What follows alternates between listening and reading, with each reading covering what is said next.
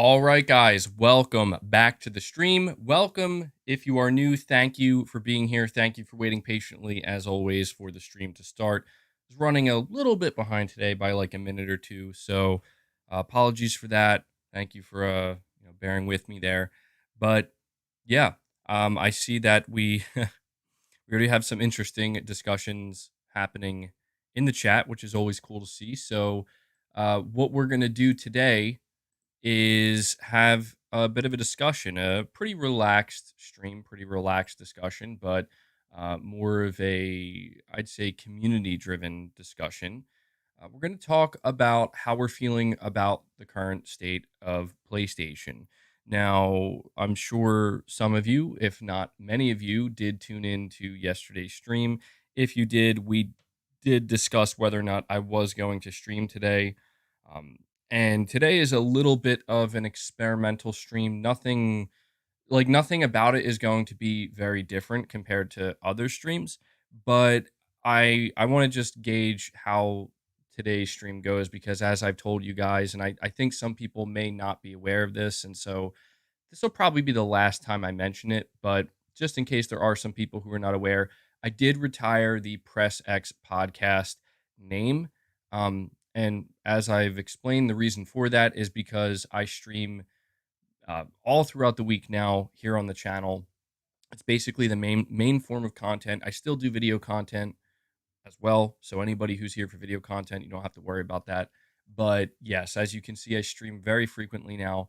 And so, it just didn't necessarily feel like it made much sense to have a podcast every Sunday and title it that when in reality, the streams I do throughout the week are very reminiscent, if not almost identical to the way I would do my streams for the podcast. So, it's not to say that it would never come back, but it's just any like the funny thing about it is anybody who enjoys the podcast, you can actually feel really good about this because the truth is you're just getting more content like that. You're getting like way more content that is similar to what I would do in Press X podcast than ever before. So while the name is gone, the actual essence of what that content is lives on and is stronger than ever. So just should mention that here. Now, obviously, with that being said, I do also understand that many of you are fully expecting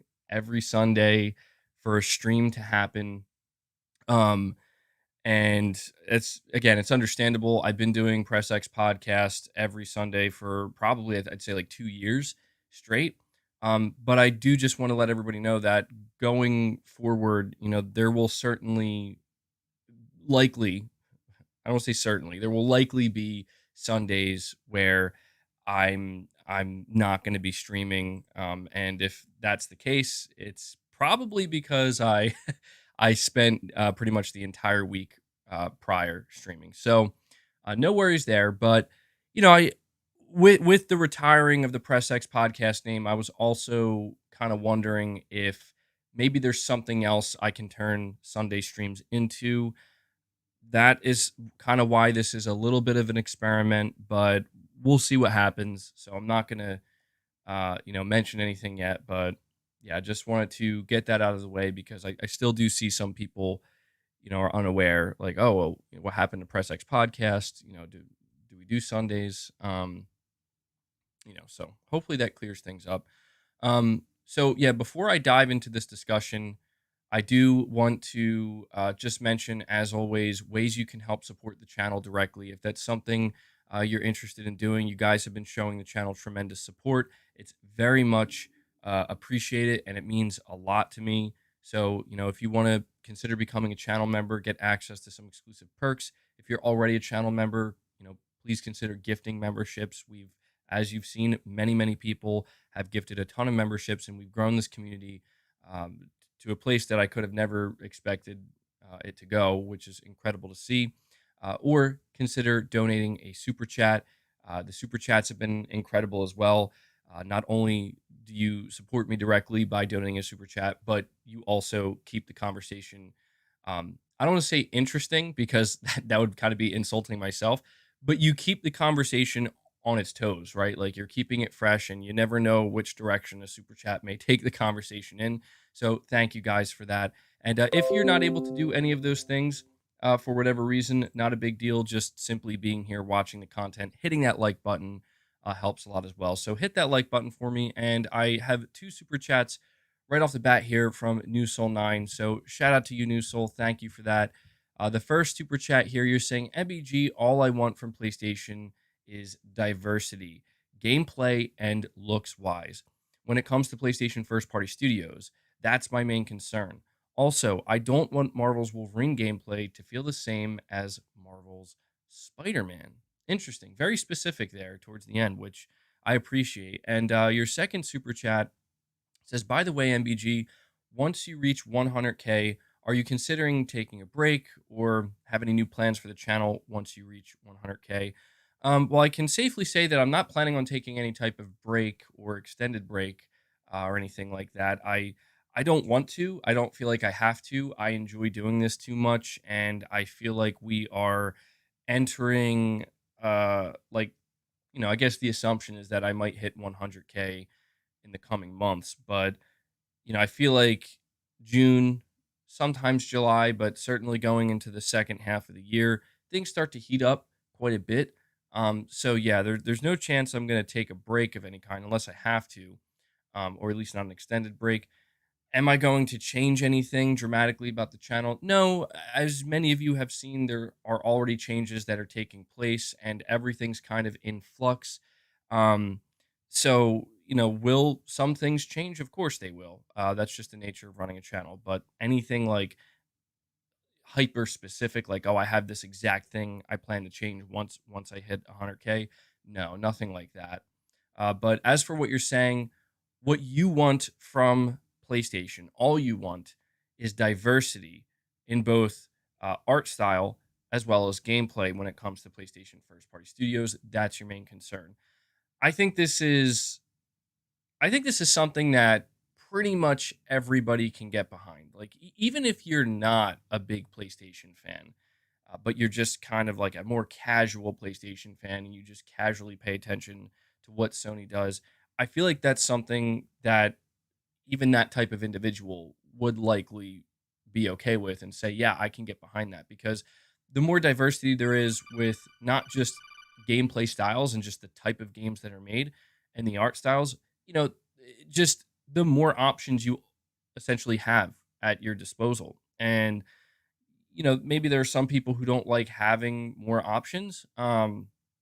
Generally, I think having more options is a good thing. And when you think about PlayStation Studios and the amount of studios there are, you think also about the different types of games that they're working on. What I think we can say, and New Soul 9, you could let me know if you want. What we can say about the PlayStation Showcase, we've said a lot about it, and obviously there's been a lot of criticism. But I think one positive takeaway from it is that even though they were CG trailers, which we've talked at nauseum about, that's not what we want to see, and there was not a ton of first party studios there. There was more diversity this time around. Like there are obviously people who went into the PlayStation Showcase thinking, I want to see just new single player AAA games announced by PlayStation Studios. I can admit that is something I was hoping to see. We didn't get that. Instead, we got something very different from that. We got multiplayer live service games with I mean we can't really it's difficult to judge the art style of these games simply because we only saw CG trailers, but I think it's safe to say that when you look at a title like Fair Games, when you look at a title like Concord and obviously Marathon, I think that trailer gave us a pretty good idea of what to expect art style wise. It's something different. Like these are different games that we haven't seen from PlayStation that we don't expect. We got two first person shooters, one of which is a PvP first person shooter in Concord. The other, Marathon, is an extraction based PvP shooter, PvP PvE shooter. And then Fair Games, I mean, it's a competitive game. I don't know if it's a shooter. I'm assuming, yeah, there are, firearms involved, but it's a heist type game. So, for as underwhelming as aspects of that showcase ultimately were, I think we can at least agree that a positive takeaway is it's nice to see that they're at least trying to show some different type of stuff, even if it's not necessarily the type of stuff that people were hoping to see at a PlayStation showcase. And so, I have no doubt in my mind that that that Sony is going to continue to do what they do best. I think us seeing that 10-minute Spider-Man 2 gameplay reaffirms that. But I also think to myself, like, look, it's it's a situation where I think Sony is aware that they need to have more diversity. They need to have different types of games, and that there's nothing wrong with the games that they've made up until this point. Um, but there's no denying that, like, when like game like Days Gone came out, and this isn't me throwing Days Gone under the bus. I love that game, and I wish we were getting a sequel to it. But there were people who were like, "Oh, that kind of reminds me of The Last of Us," like a lot. Even though if you play the game, it's very, very different from The Last of Us. You can kind of understand like where people are coming from.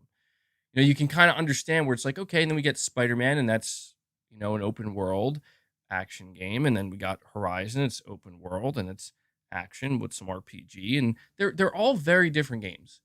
And I think that's where this conversation has to be somewhat nuanced. And if you're not willing to be a little bit nuanced about it, people they'll jump to a conclusion and they'll just make a hard line statement where it's like all of Sony's games look and play the same. And it's like, no, they don't. Do they have a lot of similarities? Yes, they do. They're two very different statements there. You know what I mean? And so the idea that somebody or even a lot of people are like, look, I appreciate everything that Sony has done because they've been doing a phenomenal job. But there's no denying there has been an outcry from a certain portion of the PlayStation fan base. We want to see Killzone come back. We want to see SOCOM come back. We want to see Sony do more with some multiplayer games or in the first person shooter genre or just something, right? Just something that's not necessarily another single player open world or linear narrative driven game. We want more of those, but we do want a little bit of that diversity as well. And so, um, it's the way in which Sony decided to present what they did, I think was to their detriment, but I don't think anybody can argue that it's a little bit refreshing, at the very least. Jay Shaka, you're saying I do not want a change in their games. I love them for that. They can change and diverge for sure, but the OG studios need to keep putting out total bangers. So yeah, that's where I think the conversation gets very interesting. Is you have to consider these newer games, these more diverse games. Where are they coming from? Like, I never saw a problem, and We're gonna talk more about this. This is something I actually do want to bring up because I realized that I didn't discuss it nearly as much as I had hoped to. But we talk about the Last of Us multiplayer game. To me, something like that fits perfectly in this mold because it's like, well, that's not the only game Naughty Dog's ever going to make. It's not like they're just making The Last of Us multiplayer and that's it. No, they even confirmed they're working on their new single player game. But I thought that that would be just kind of a nice auxiliary thing for them to do, like a supplemental thing, right? Where an established universe. We have a very good idea of what to expect gameplay wise, and I think a lot of people will enjoy that. And there, as Neil Druckmann said, there is going to be new characters, a new story, probably some co-op elements, some PvP elements. I just think something like that living alongside the new single player games that are coming from Naughty Dog is perfectly fine and hopefully sustainable. Um, but I am in agreement that I don't. Nobody wants to see a massive shift where it's like these PlayStation studios like Sucker Punch and Gorilla and Sony Santa Monica and Naughty Dog. Suddenly they're just like, hey, you know what? We're just going to stop making single player games and we're just all going to start making multiplayer live service games. I don't think anybody wants to see that. And I don't, that's not what we're going to get. Sony's not going to do something like that. Um, so yeah, I appreciate that super chat, New Soul. And the last thing you say here, and I want to acknowledge this, you're saying you don't want Marvel's Wolverine gameplay to feel the same as Spider-Man. There's no chance that's going to happen. No chance at all. I mean, the reasoning is simple and it's kind of obvious. Wolverine cannot. It just they're two different characters. They're two different superheroes with two very different powers. Wolverine isn't going to be swinging around. He can't. Wolverine, I don't imagine Wolverine like uppercutting somebody and then doing like an acrobatic like double backflip kick. You know what I mean? That's not what I think. What people are expecting from Wolverine gameplay wise, at least what I'm expecting, is some serious brutality. Where it's like you're going to be fast, you're going to be vicious, but it's more about the impact of what you're doing and the ferocity of being like controlling somebody like Wolverine. You're saying like God of War style. Yeah, I could see it more like that, feeling heavier, weighty, but with every strike also just kind of getting that feeling. And that to me is going to be interesting. I know this is a really random thing to bring up about Wolverine, but I do wonder if they're going to consider going a more over the shoulder, like a kind of more. If you talk about like a field of view and a camera angle, I almost imagine with Wolverine they could maybe keep it a little bit tighter. Am I lagging, by the way?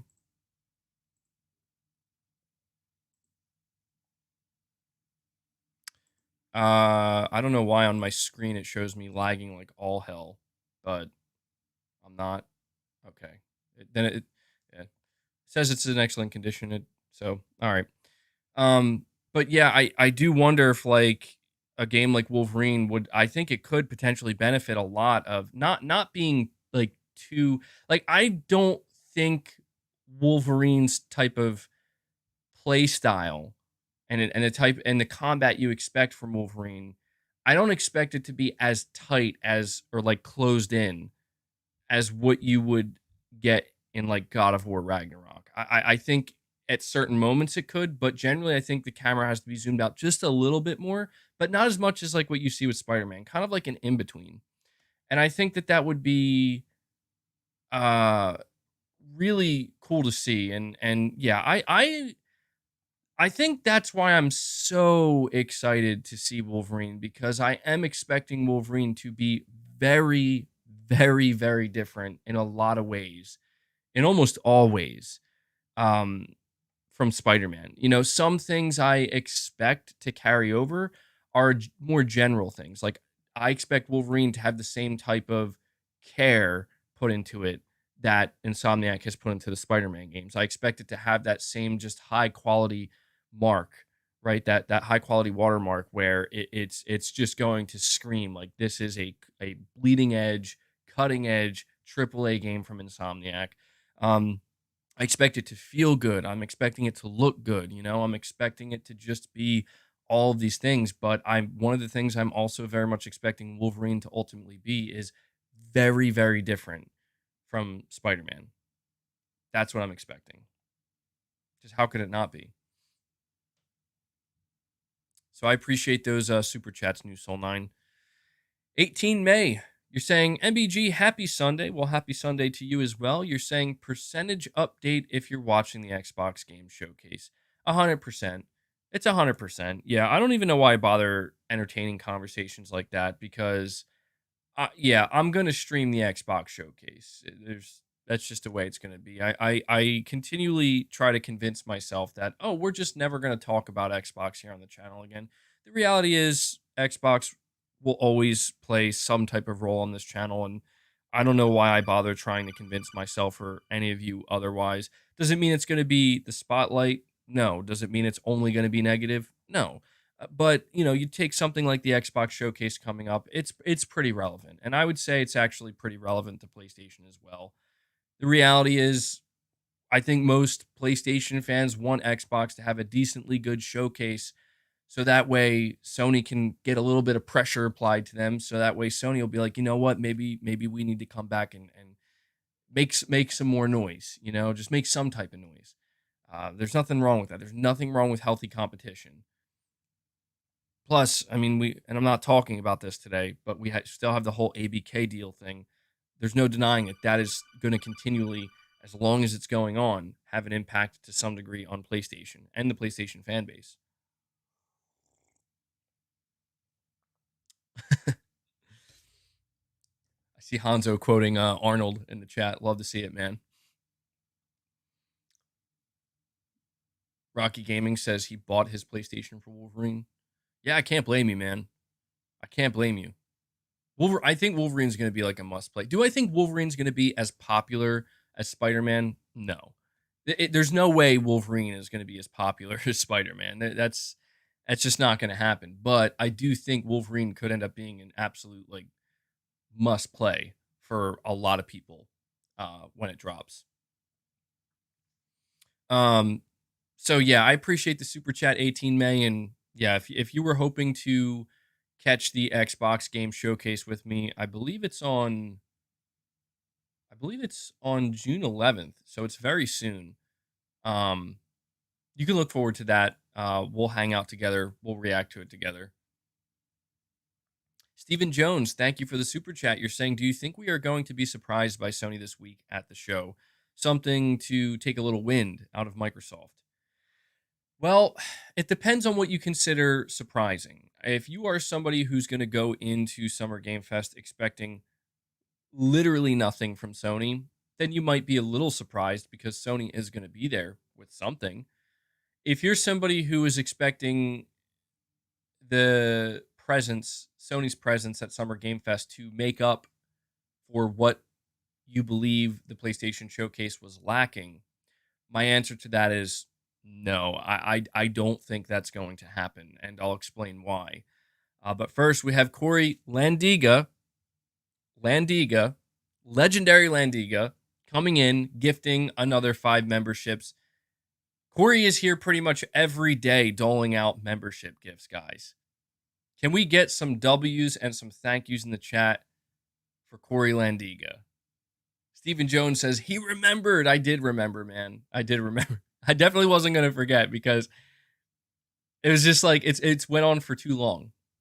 But thank you so much, man. Be a little crazy Arnold for that one. It's very much appreciated, dude.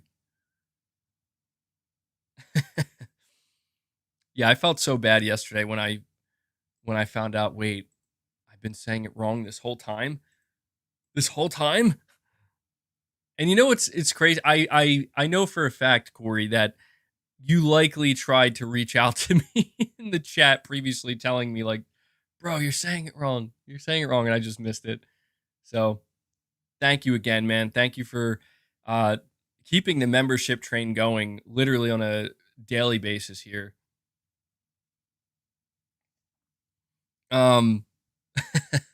Yeah, so 5 memberships gifted. Love to see it, dude. But Stephen Jones, to fully answer your question here, I would recommend to all PlayStation fans going into Summer Game Fest to have relatively low expectations. Now, obviously, I'm not going to tell you to expect literally nothing because Sony is going to be there. It's been confirmed. PlayStation is going to be part of the show, but I really think it would be wise, especially after, some of the expectations we had going into the PlayStation Showcase, to just keep it as low as you can. Something I have seen people pointing out, and it's an interesting theory, and it does kind of open my mind a little bit to say, okay, yeah, maybe that could happen. I'm not expecting it, but it could. It is the fact that the official Final Fantasy VII account, I think 2 days ago at this point, I think they're on their third day now. Yeah, they're on their third post. They're posting developer Q&A every single day, and people have discovered that on the 7th day, Final Fantasy VII, the 7th day would actually land on June 8th, Summer Game Fest. So this has led some people to speculate that, oh, maybe they're going to show up at Summer Game Fest with Final Fantasy VII Rebirth. I mean, I will admit this. Look, I will say this, and I'm not saying to expect it. I'm just going to say the timing of them coming out and starting to talk about Final Fantasy VII Rebirth is very random. Like that, to me, that's very random. Again, it doesn't necessarily give me confirmation. I don't feel confident in saying, oh, we're definitely going to get a trailer at Summer Game Fest or an update. No, they might just be doing this just for the sake of it. But the timing of it to me is something that catches my attention simply because, we're getting very close to Final Fantasy 16, and I have to admit I was not anticipating to be talking at all about Final Fantasy 7 Rebirth when we are, you know, just a couple weeks away from Final Fantasy 16 launching. So, I would again recommend keeping your expectations low. Um, if you're going to entertain anything, right? Like if you are going to be the type of person to say, "Oh, maybe, yeah, they could be getting ready to show a new trailer for Final Fantasy 7 Rebirth at Summer Game Fest." It's fine. Like I'm not going to tell you not to entertain that thought at all because that's just not fun and that's not fair. But what I will recommend is just keep in mind you might get absolutely nothing. Okay? You have to be ready for that so you don't feel tremendously let down. Um, Something else that people have speculated that might show up at Summer Game Fest: Silent Hill 2 Remake. I'm not saying I expect it, but it would be very welcome. I would love to get a new Final Fantasy. I'm confusing for somehow I'm confusing Final Fantasy and Silent Hill. I would love to get another Silent Hill 2 remake trailer and an update on that game. It's been quite some time. We only got the reveal trailer in October. Again, do I think it's going to be there? Do I expect it? Am I going into Summer Game Fest expecting, oh yeah, we're going to see Silent Hill 2 remake? No. It would just be a nice little surprise if it showed up. Um Anything from, so here's a question that people have been asking. Anything from PlayStation first party studios? I'm saying no. Okay. I'm taking a hardline stance. I do not think PlayStation Studios will be at Summer Game Fest to any capacity. The reason why I say this is because I just don't see why Sony would not have had, like, Sony had a PlayStation showcase. That's where you see PlayStation Studios. There would be zero reason for Sony to not put all of their PlayStation first party stuff in the showcase. Although I will say this, and I have seen some people mention this, and I have to admit it's a possibility. I think it's unlikely, but some people are thinking that the reason why we didn't get a release date attached to Spider-Man 2 at the end of that 10-minute gameplay demo is because Sony is actually planning on uh, having a second trailer, like a release date trailer that they're going to drop at Summer Game Fest. I mean, it's a possibility. I don't. I'm not going to sit here and say that that's totally unrealistic and unreasonable. It's definitely not. Like I could see that being something, but again, I'm not expecting it. I just I feel like if we are going to hear from PlayStation Studios at all for the remainder of this year, it's going to come much later on. I'm not expecting it Summer Game Fest, and I know that that may be very disappointing to hear for some people, um, because I've seen a lot of people after that PlayStation Showcase really hoping that Sony was going to kind of like, the Summer Game Fest, man, like that's where they could have their kind of comeback and really not necessarily comeback, but that's where they can bring things to the table that will, help offset some of the disappointment that people walked away with from the showcase. But I'm not expecting that. So I appreciate the super chat, Stephen. Subtext, you're saying, don't know if you addressed it yet, but there have now been three straight official update. Oh, yeah, I did just address it. Three straight official updates from the Final Fantasy VII Remake team. A seventh update would hit on Summer Game Fest this Thursday. Yes, subtext, I'm sure you're well aware, unless you left right after sending this super chat, which I don't think you would have. Yeah, that seems to be where it's leading. I get it, man. Like it really is one of those things where it's like, is it just a coincidence? I don't know. I don't know. Uh Again, I'm just afraid to get my hopes up because I don't want to be unreasonable. I will continue to say leading up to Summer Game Fest, the only thing I expect Is my only expectation. I simply just want one thing at Summer Game Fest. It doesn't have to be PlayStation specific. Just one thing that makes me very excited and go, "Holy crap, that looks amazing." Just one thing. One thing. That's I don't feel like that's an unreasonable expectation. Um I feel like for a show that's going to be 2 hours long, I think that's pretty fair because if I walk away from Summer Game Fest being like there wasn't a single thing that I was excited about after that show, then Jeff Keighley has failed tremendously in my opinion. So, I think that's a fair and reasonable expectation, just one thing. If it happens to be a PlayStation related thing, cool. That's even better, given that that's my preferred platform. But 2 hours of nothing MBG can't happen. I wouldn't be so sure. I wouldn't be so sure about that. Um, you're saying Summer Game Fest will have developer interviews. Yeah, so that's something else we have to take into account. It's not like it's just going to be 2 hours of just back to back to back to back to back like new game releases or reveals and stuff like that. So, and there will be ads, of course. So I appreciate the super chat subtext. Salvazard06 saying, "Hey MBG, PSVR 2 bundle with Firewall Ultra at Summer Game Fest." Ooh, that would be exciting. I would love to see that. I would absolutely buy that. Am I expecting it at Summer Game Fest? No, I'm not expecting it. However, I will say Firewall Ultra showing up at Summer Game Fest doesn't sound unrealistic to me. It's been a long time since we've gotten an update on that game. It's a PSVR 2 exclusive, and I think quite a few PSVR 2 owners have been waiting to get an update on that game. So I would welcome it, man. That would be great. Firewall Ultra is, I think that, yeah, that's the game that's gonna make me get VR 2. I mean, there are games that I've seen that are like, yeah, I would love to play that. Like Resident Evil 4 remake coming to VR 2. I think that looks awesome. And there's Village, of course. I don't know. I probably will play Call of the Mountain at some point, maybe. But yeah, Firewall Ultra to me like that.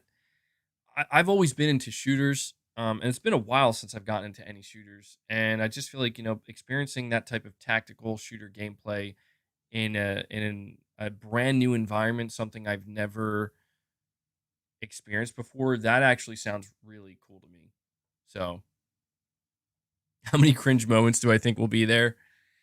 Oh man, I don't know. I mean, I feel like Jeff Keighley has gotten a lot better at handling uncomfortable moments. But it's a live show, so there's likely going to be at least a couple. I just hope I just hope they're not too bad. I hate watching things that feel painful to watch, you know? I don't think anybody enjoys that. So I appreciate that, Salvazard. And there's an Arcan Blitzer coming in with a super sticker. One again I've never seen before. How many super stickers are there? I swear I always see new super stickers, and I'm just like, where is this coming from? I think that's supposed to be like a tactical hippopotamus, like an operative. He's wearing like night vision goggles. It's so random. It's so random, dude. But I appreciate it, man. And we have Jay Pierce coming in. Jay Pierce gifting a membership. Thank you, Jay. Really appreciate you keeping the membership train going as well. Helping out Corey here. Corey's been doing so much of the heavy lifting. I very much appreciate that, man. I'll give you a little how about an Arnold laugh for that one. Love to see it, dude. Appreciate the support. Yeah, W's in the chat for Jay.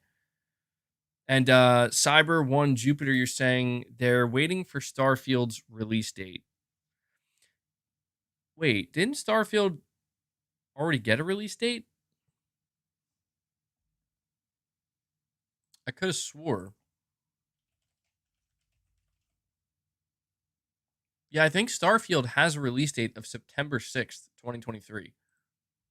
So unfortunately, Cyber Jupiter, I don't think that's what Sony's waiting for. That I mean that's what's strange to me is there doesn't seem to be any obvious reason why Sony didn't give a release date for Spider-Man because Insomniac came out after the 10-minute gameplay demonstration because everybody was asking like, "Yo, when's Spider-Man drop? Like how come there's no release date? Is it getting delayed?" And Insomniac acknowledged it and said, "We're going to update you on that very soon." That's why I do think it is certainly a possibility that they could just be saving another release date trailer to drop at Summer Game Fest just to, keep Spider-Man, I guess, in the headlines. And you think about the fact that the new Spider-Verse movie just released. You know what I mean? It's just like a kind of like back to back to back kind of a barrage, I guess, of like Spider-Man stuff. So I don't know. Again, not saying that's what's going to happen, but it seems to me that there's no delay. Like the game isn't going to get delayed. There seems to be no conversation about that. It seems to me that, um, Insomniac is planning on giving us a release date very soon because they literally said they would update us on that soon. And the only thing that I can see in sight where they would do that is, Summer Game Fest. Yeah, watch Sony do something just totally out of left field. How funny would it be if Sony did a second showcase at the end of June? Like they did a back to back, like 2 months in a row, they did a showcase. I'm just kidding. That's not going to happen. But it would be the funniest thing ever. That would be the funniest thing ever because it would be so utterly shocking that people would be like, "Wait, what?" But no, no, no. That's a joke, guys. Don't I'm not saying that's going to happen. Please don't walk away from this stream thinking MBG said we're gonna get another showcase in June. No way. Saying more likely a state of plays from now on. Yeah, I think it's safe to say we will get at least a state of play. Um, Hanzo says, clip him, forget context." Yeah, it's safe to say we'll get some state of plays before the end of the year. At least one state of play. Salvazard06, thank you for the super chat, man. You're saying, I think we didn't get a release date for Spider-Man 2 because they want to sell it with the new PS5 and they want to keep selling current PS5s. What do you think, MBG? Hmm. I mean, I feel like it's an interesting theory. Like there could be truth to that, but I feel like with that theory, it insinuates that Sony is planning to have like a big reveal of some kind for this new PS5, and this new PS5 is going to look substantially different from the current PS5 to a degree in which it's going to make people want to go out there. Or, if they announce it now, it might make people wait and say, you know what, I was going to buy a PS5, but I want that newer version with Spider Man. So I'm going to hold off. I mean, the reason why I say it's possible is simply because we don't know how Sony is going to treat this new PS5, right? Like we know that it's apparently going to have a detachable disk drive. We know that apparently it's going to be releasing in September, based off of Tom Henderson's reports. I believe he said September. Um, and it does like sound very plausible that this new version of the PS5 is going to have some type of Spider-Man bundle. I don't know that it'll have a limited edition console, but just some type of, bundle. Um uh it's a possibility, man. It's a possibility. I mean, when Sony gives that release date for Spider-Man 2, they're going to give the collector's edition, the digital deluxe edition, and if they do have a Spider-Man 2 PS5 bundle, they're probably going to want to show that off as well. So actually, I do think that there may be something to what you're saying because we also have to factor in that Final Fantasy 16 is releasing in just a couple of weeks, and Sony is absolutely anticipating that people are going to go out and buy PS5s for Final Fantasy 16. And I think that one of the reasons Sony didn't actually announce this new PS5 yet is because of that. Yeah, like we don't want to get in the way of people buying PS5s to play FF16. We don't want to do that. And if we announce a new PS5 now, just a couple weeks before this game launches, people might decide I'm going to wait for that new uh, PlayStation console to drop, and then I'll get Final Fantasy. So yeah, I mean, honestly, Salvazar, the more I think about it, there might be something to what you're saying. Obviously, we don't we don't know for sure. You know what I mean? Like unless Sony actually comes out and says something explicitly, it's all just speculation. But a good theory, nonetheless. I think. Um, Solly, thank you for the super chat. You're saying, question: how many first party games do you think we should get a year realistically? I can only see 2 to 3 tops on a good year. I think that's a great question. And Sony actually did answer this question.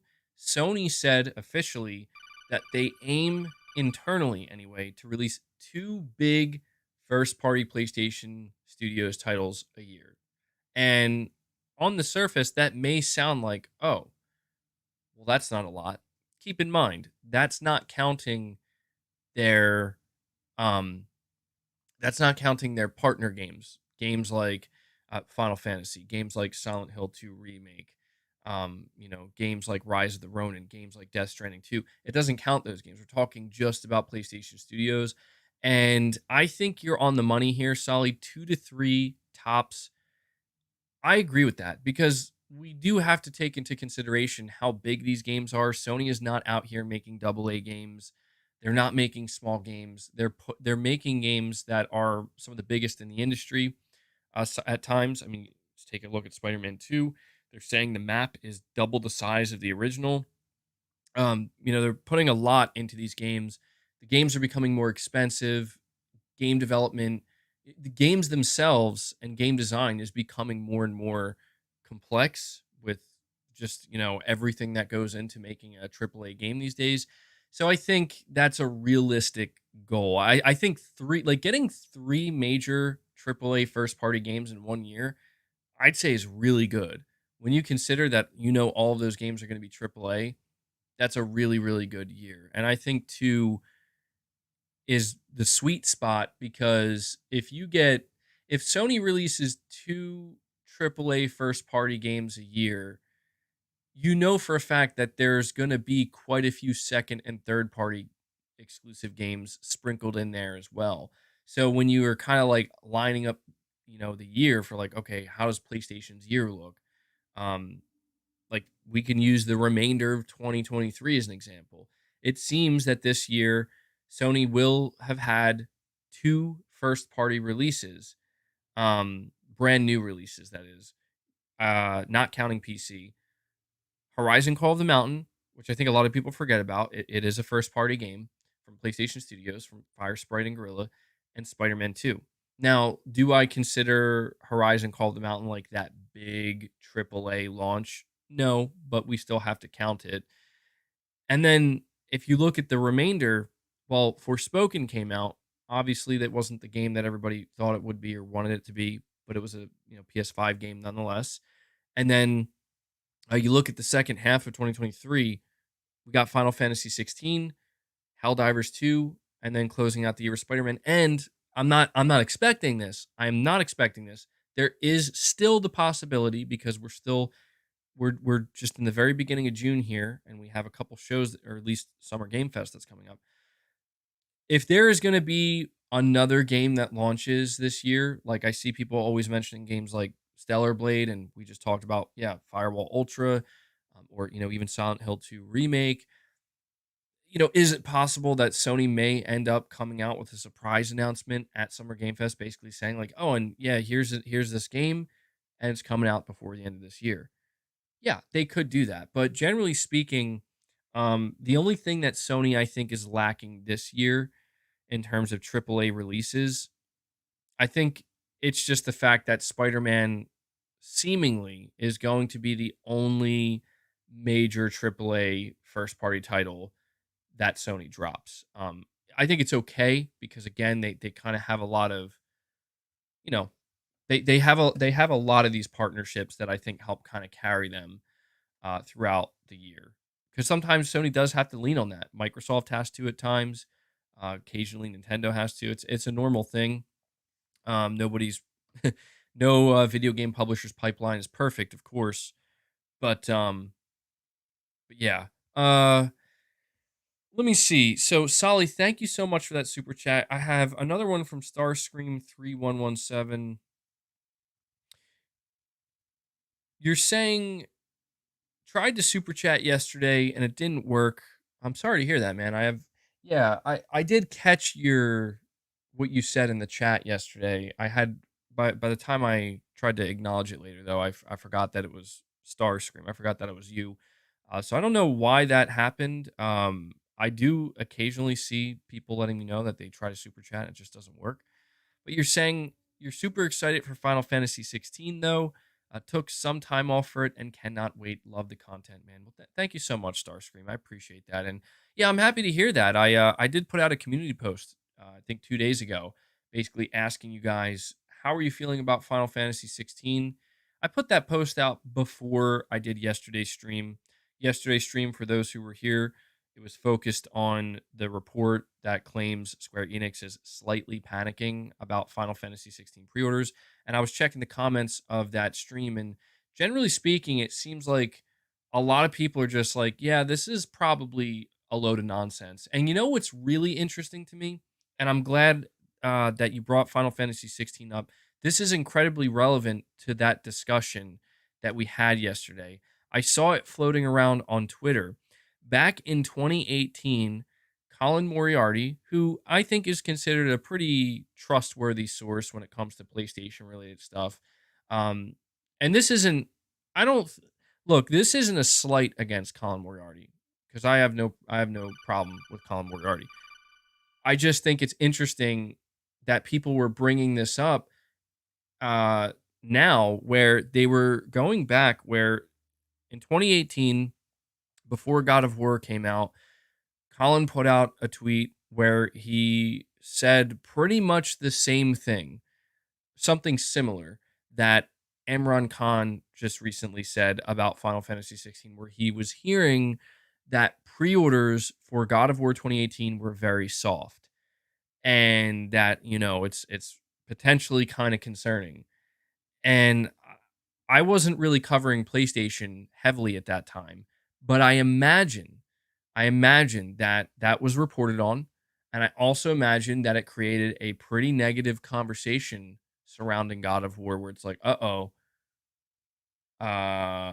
is it not going to sell that well? And as we know, you know, it turns out that like even if that was true, I'm not saying Colin Moriarty was putting out a false report or his information could have been wrong. This is 2018. I don't know. But if anything, it just goes to show that it really doesn't matter. It like how a game is performing pre-order wise does not really mean much. It's ultimately just going to come down to like, are people going to go out and buy this game or not? And pre-orders, it seems that are just they're not, they're not indicative of how a game truly is going to do. Um, and I found that quite surprising because I'll be honest, like I had no idea. I didn't know that there were similar reports about God of War in 2018 saying that the pre-orders are soft. It's not looking too great. And then look at how well God of War 2018 sold. You know, it broke a record at the time, I think, for Sony. So crazy stuff. And you know what? It's worth mentioning that God of War 2018 reviewed incredibly well. Saying wasn't God of War bundled? I am not sure. It may have been, but either way, it sold incredibly well. Bundle or not, people went out there to secure God of War 2018. No doubt about that. And I'm just pointing out that you know, a lot of people could have been waiting to see how it reviewed, and it reviewed at a 94 on Metacritic, dude. Like I bet you after people saw that and they're like, "Yo," and like this game's getting 10 out of 10s across the board. They're like, "Yo, I got to go out there and buy God of War." I bet you that's what happened. Um, is the exact same thing going to happen for Final Fantasy 16? I'm not saying it will, but it's just interesting to kind of look at. But generally speaking, based off of the comments that I read yesterday, the majority of the replies that I got are people basically saying that, you know, Final Fantasy 16 looks good and it's probably going to do just fine. And I can't, yeah, I mean, it sure does seem like it from where I'm sitting. So thank you for the super chat, Starscream.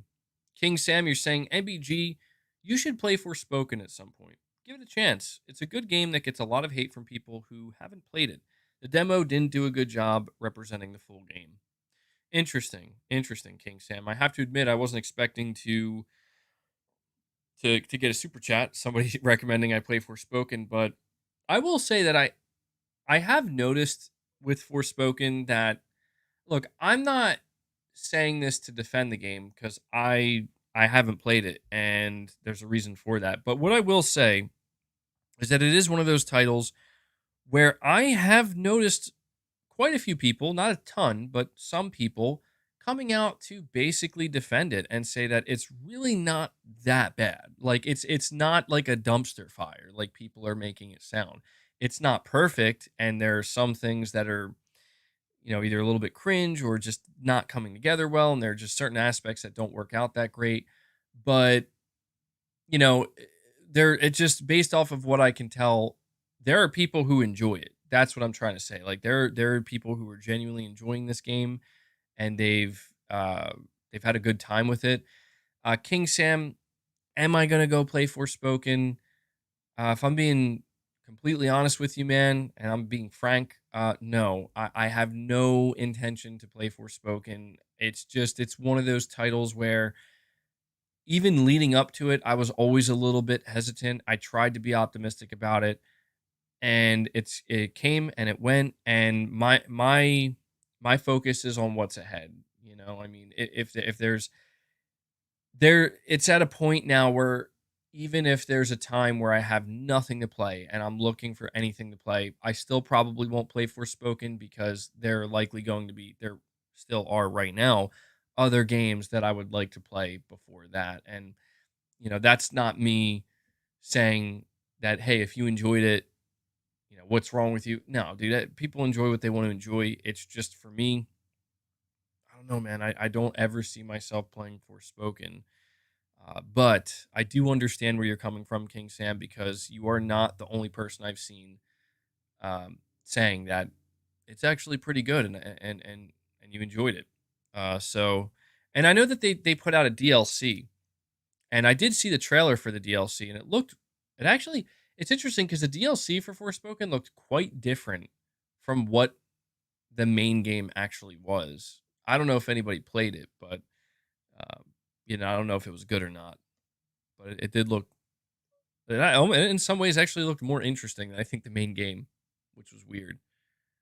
Um, Starscreamer saying, "Don't worry, no spoils here," but the DLC was very good. The DLC reviewed better in some ways. That's crazy to think. It almost makes you wonder, like, if they had just taken the concept, whatever the DLC was, and just said, let's make that the main game and like flesh that out. It almost makes you wonder if it would have been received better. Because I will say, like, when I saw that trailer for the DLC, I was like, it doesn't look like a completely different game, but it just looks, I don't know. The main characters were, I think you were playing as like two different main characters, right?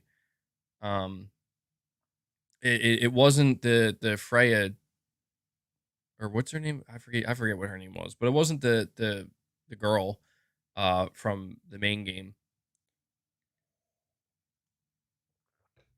Frey, yeah.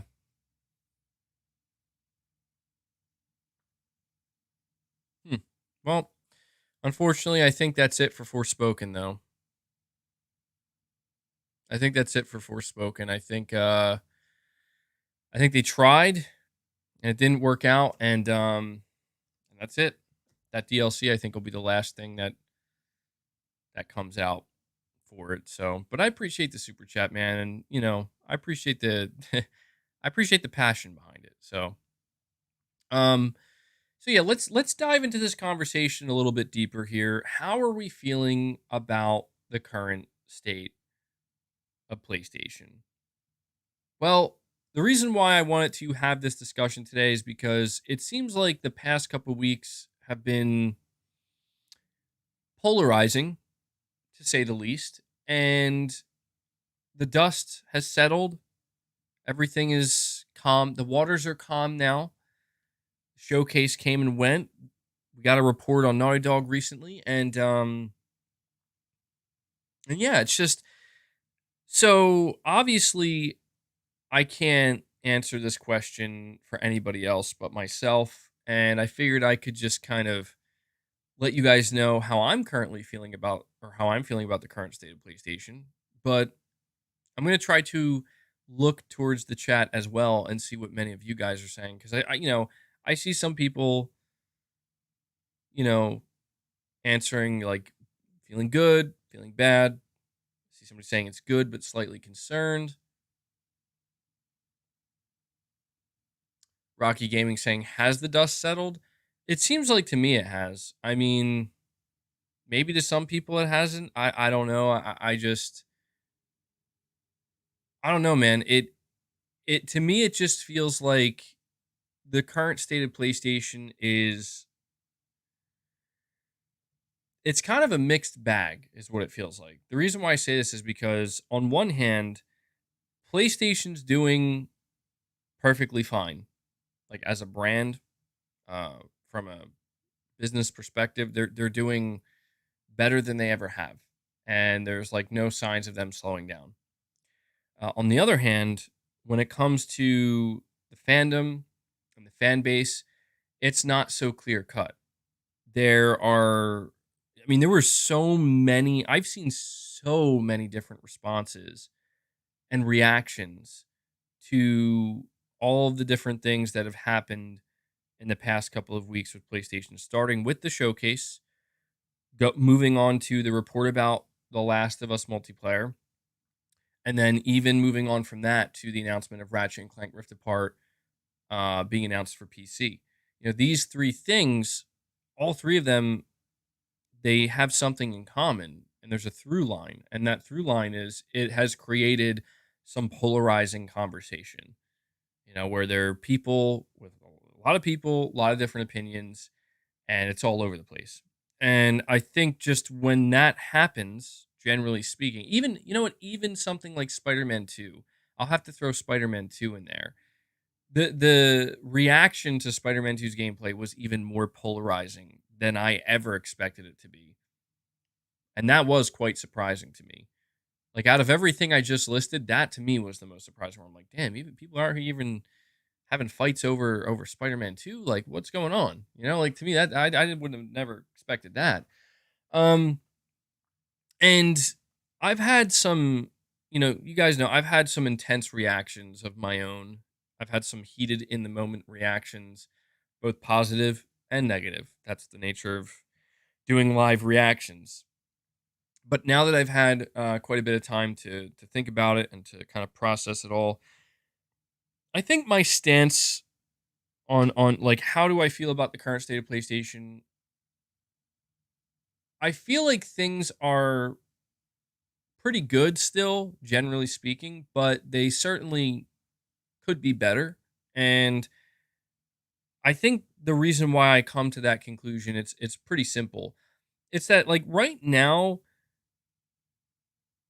I feel like I have quite a bit to look forward to. I feel like Sony has been, they've been doing a pretty solid job at at maintaining a consistent output of content and announcements. I think that the number one thing that Sony has been seemingly struggling with lately, like for the past year or so, is getting, it comes down to presentation. Like to me, I think that's the number one thing. I mean, Shelly, you're saying communication. I don't know. I don't even know that I can say communication simply because it. I think a lot of people at this point are kind of used to Sony being not being the most communicative and playing things close to the chest, and not really communicating that thoroughly with the fan base at this point, except for certain specific moments. That's why I say presentation, because if you think about it, the whole idea of the PlayStation Showcase, it was it wasn't just about communication. It was also about presentation. But I will admit that those two things pretty much merged together at a PlayStation showcase where the presentation is the communication. And if the presentation is lacking, chances are the communication is lacking. Now, um, something Sony did at their 2021 showcase that I noticed they didn't do for their 2023 showcase was after the showcase in 2021 ended, they had an after show where Herman Holst was interviewed by, I think, Sid Schumann, and they talked extensively for like 20, 25 minutes about the games and to a degree, like the current state that they're in, and they talked to the devs a little bit, and that was very cool. And that to me was the type like that was it was part of the presentation, but that's like the communication side of it where it's like you got the presentation and then afterwards Sony talked. They talked to the fans, they talked to the devs, and that is something that rarely happens these days with Sony. I think that with the most recent PlayStation showcase, um, the presentation itself was lacking in terms of, I think, just first party reveals and gameplay, as we talked about. But the thing that does stand out is the fact that not only was the presentation lacking, but it is true that there was like pretty much zero communication, like whatsoever. No dev interviews, you know, we didn't even get to see Herman Holst, I don't think. He didn't say anything. Like there was just it was just this kind of awkward like, and that's it, and there's nothing else, you know? And I think that's why even after that showcase ended, in one of my streams, I highlighted the fact that Herman Holst went on Twitter, he put out his tweet saying how great the show was. Phil Spencer commented on it, and the only person that Herman Holst interacted with was Phil Spencer. Meanwhile, a massive chunk of the fan base is over here being like, "What the hell? Like what's going on?" And then people wonder why. How come it's always about the insiders? How come it's always about the insiders and it's always the rumors? And the unfortunate truth is that the reason why insiders and the rumors that come from insiders have basically taken center stage when it comes to PlayStation for the majority of the year is it because it is true that Sony just doesn't care to communicate anything to the fan base anymore unless it's like on a need to know basis. Um and that just naturally paves the way for okay, well if Sony's not going to say anything, then maybe let me be fair. Let me be fair. Let me back up a little bit here and be fair. When I say Sony doesn't communicate, I don't want to make it sound like they're not doing anything because that would be a lie. It's just they keep it very much it's boilerplate and a lot of times it's underwhelming and there's like very little detail given. A great example of this is the recent update to the Naughty Dog Last of Us game. It's just like if that was all if we got that post from Naughty Dog that said, "Yeah, we need more time for the game." I would have just said, "Okay." I mean, that sucks. They just the game has to get delayed, they need more time. But that wasn't the whole story. There was actually like more to it. And unfortunately, we had to learn about that through, outside sources that are not from Sony, but it's just like I don't know, man. Sony just has done a very good job keeping like basically creating this reputation of they're number one. They're a lot of people have very high expectations from them, and they are very quiet. They are very secretive, and you never really know what they're gonna do and how they're gonna do it, um, and there's like no explanation for a lot of stuff. Like you look at like I said Project Q, right? Like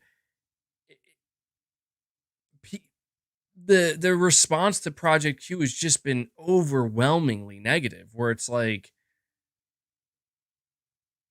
I'm not saying I expect Sony to literally come out the next day and be like, you know what, we heard the response, we're gonna cancel it now. But it's just like people are becoming a little bit fearful that the current state of PlayStation is they're maybe losing touch a bit, you know, like they're starting to lose touch with what the core fan base expects. And what makes that conversation tough is I can't tell you that's true or not because I'm part of that. Like I'm not on the inside at Sony. I don't know what's going on.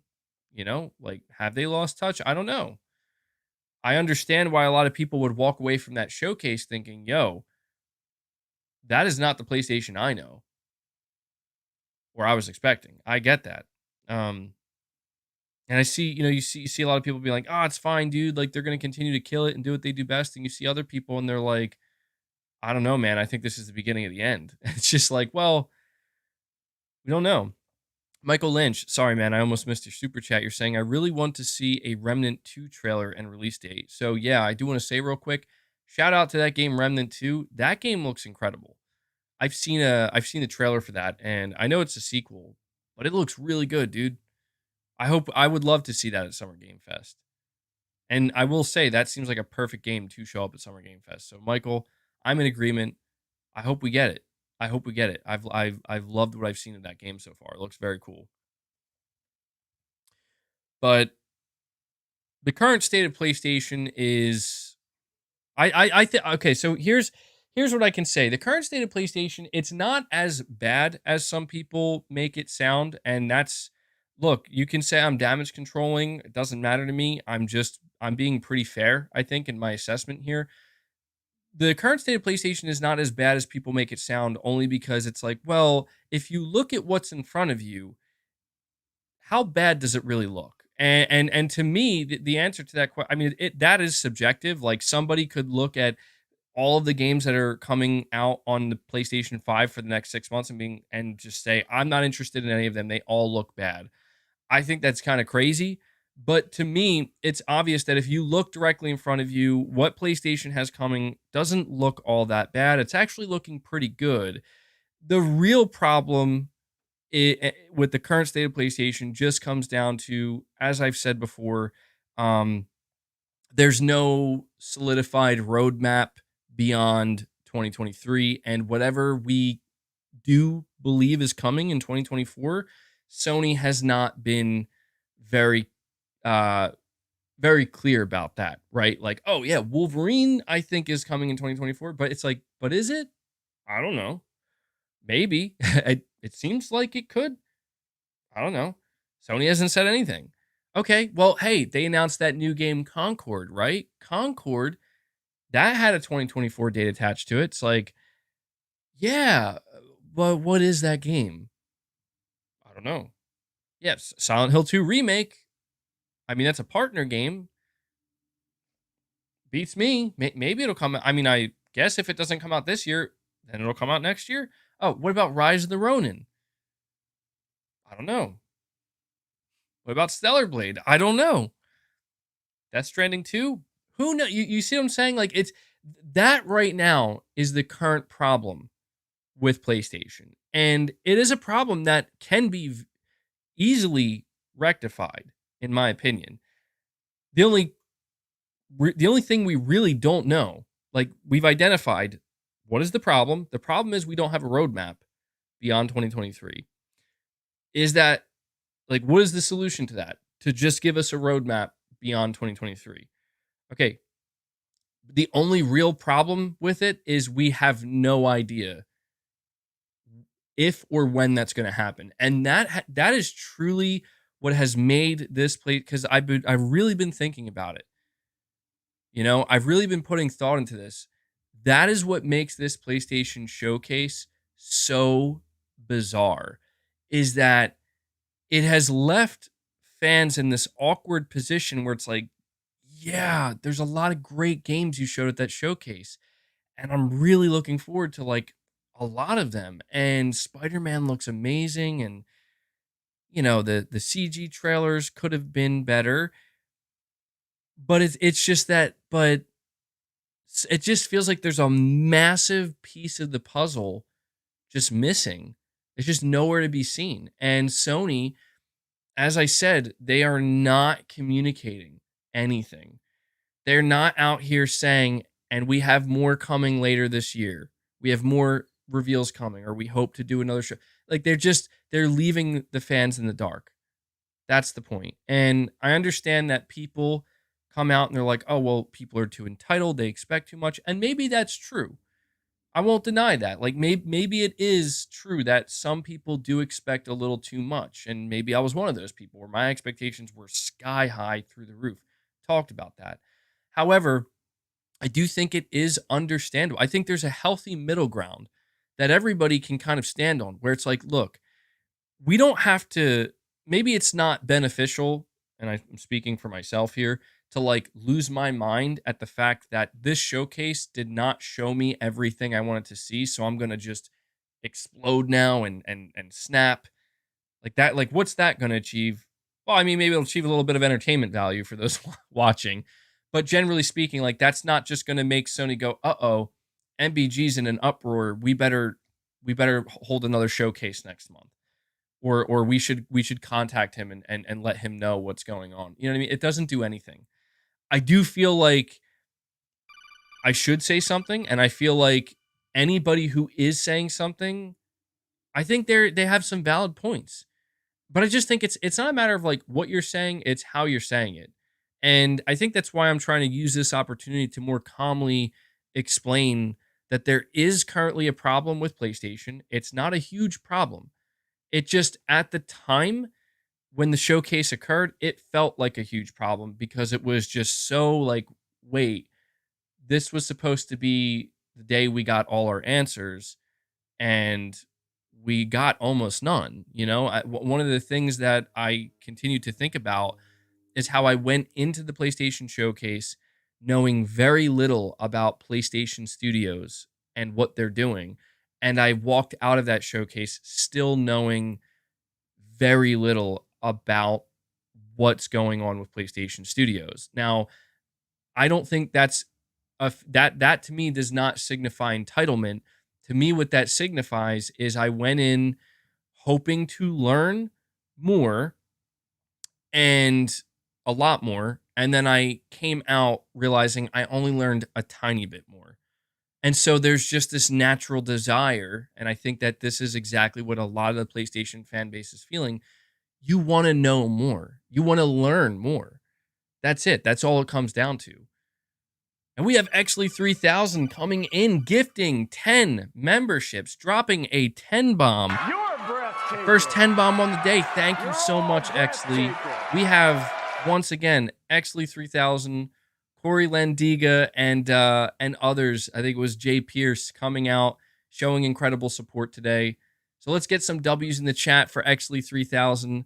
Thank you so much, Exley. I appreciate all you have done and continue to do for this community. You guys are amazing, and I say it pretty much every day. So sincerely, thank you. I love the support. The community loves the support. The community is very grateful for that support. So I'll give you a little Arnold laugh there too. So that brings us up to 16 memberships on the day. So let me update that here. But yeah, guys, I just think that generally speaking, it's a situation where it's not overly complex, and it also doesn't really have to be very emotionally driven. I acknowledge, as I've said, I acknowledge the fact that during my live reaction, naturally there's an emotional reaction at the time. But when I put more thought into it, when I take a step back and I analyze it for what it is, I realize that it's not as bad as I and others have made it sound, but it's also not great either. It's kind of an in-between. And we got Corey Landiga, dude, legendary Landiga coming out again, man, with another 10 memberships gifted. Killing our record for the day, or our goal, I should say. Corey does it again, man. Thank you guys so much. Between Exley 3000 dropping a 10 and Corey dropping a 10, that's essentially a 20 bomb. So 20 memberships gifted, 26 total on the day. Thank you guys so much. The support is amazing. I really appreciate that. I have to update the member goal now. Thank you. Thank you. Thank you. I'm trying to do this earlier on so I don't just let it sit there. But yeah, let's get some W's in the chat for both Corey, the legend, and Exley 3000.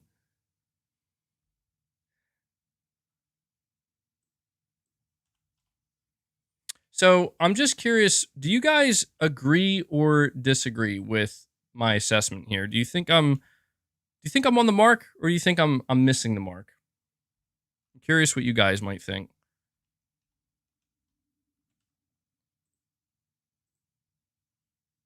Let me go check the chat, and I'll read these super chats as well. I just want to get a general idea of what the chat's saying. You're saying MBG let the games do the talking.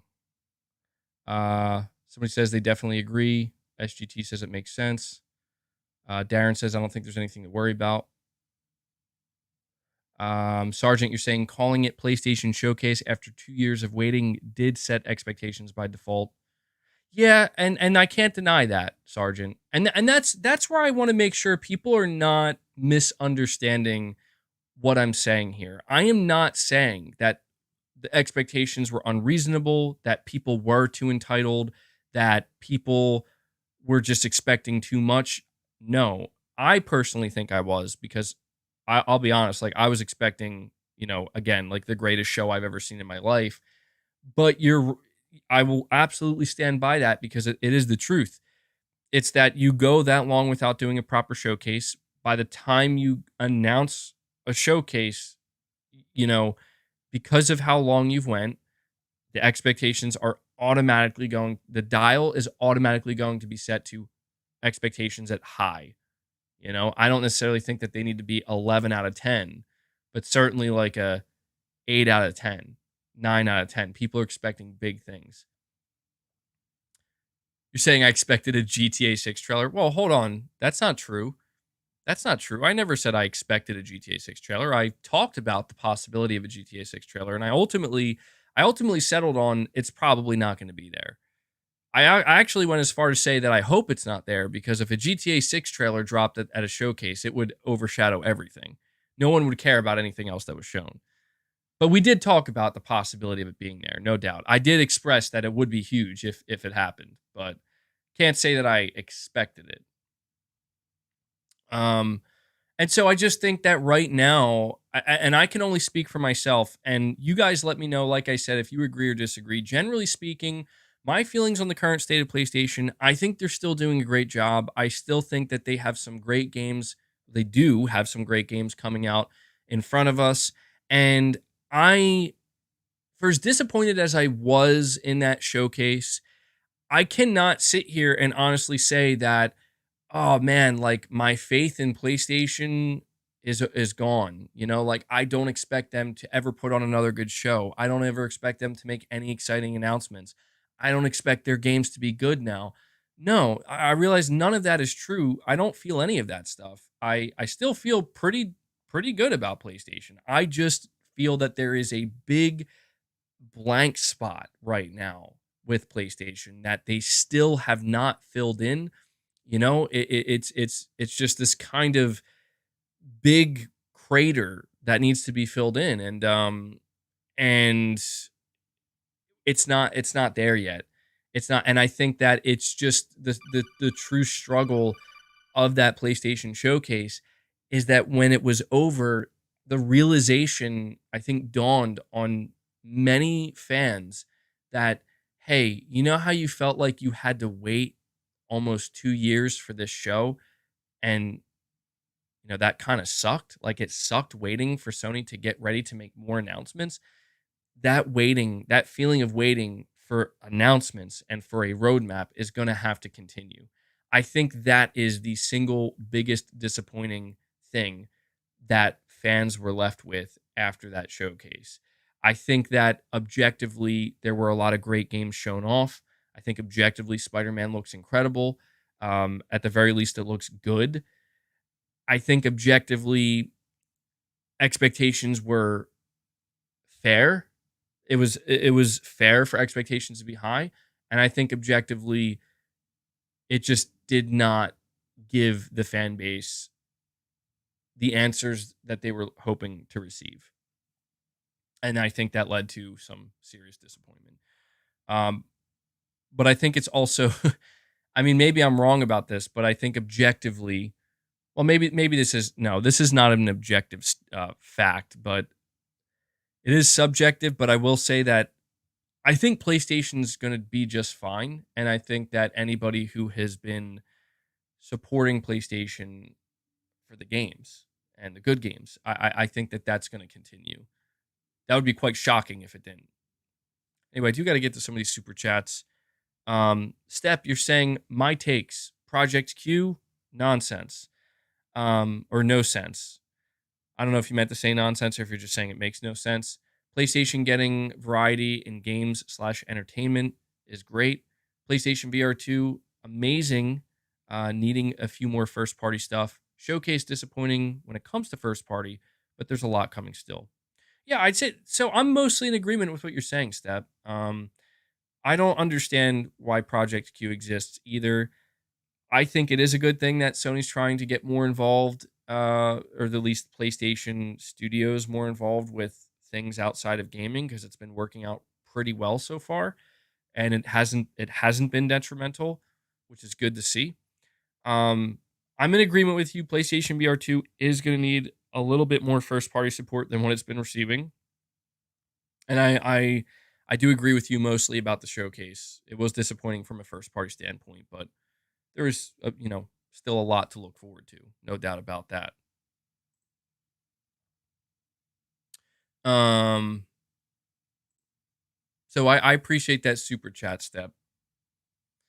King Sam, you're saying, as someone who is exclusively a single player gamer and also not into first person shooter games, I'm not interested in Sony's live service plan. As long as they keep delivering those great single player games, I'm good.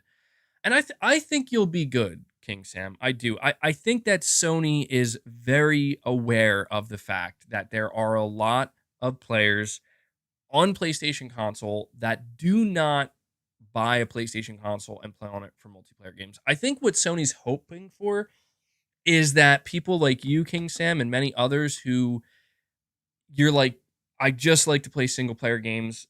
You have to understand from Sony's perspective, they their goal is to get their player base, like everybody, as many people as possible who buy PlayStation consoles, to just constantly be not only interacting and engaged with their games and their services, but also hopefully continually giving them money as well. And I think part of Sony's plan, I mean, well, obviously, a big part of Sony's plan, the main part of it is they want, that microtransaction revenue.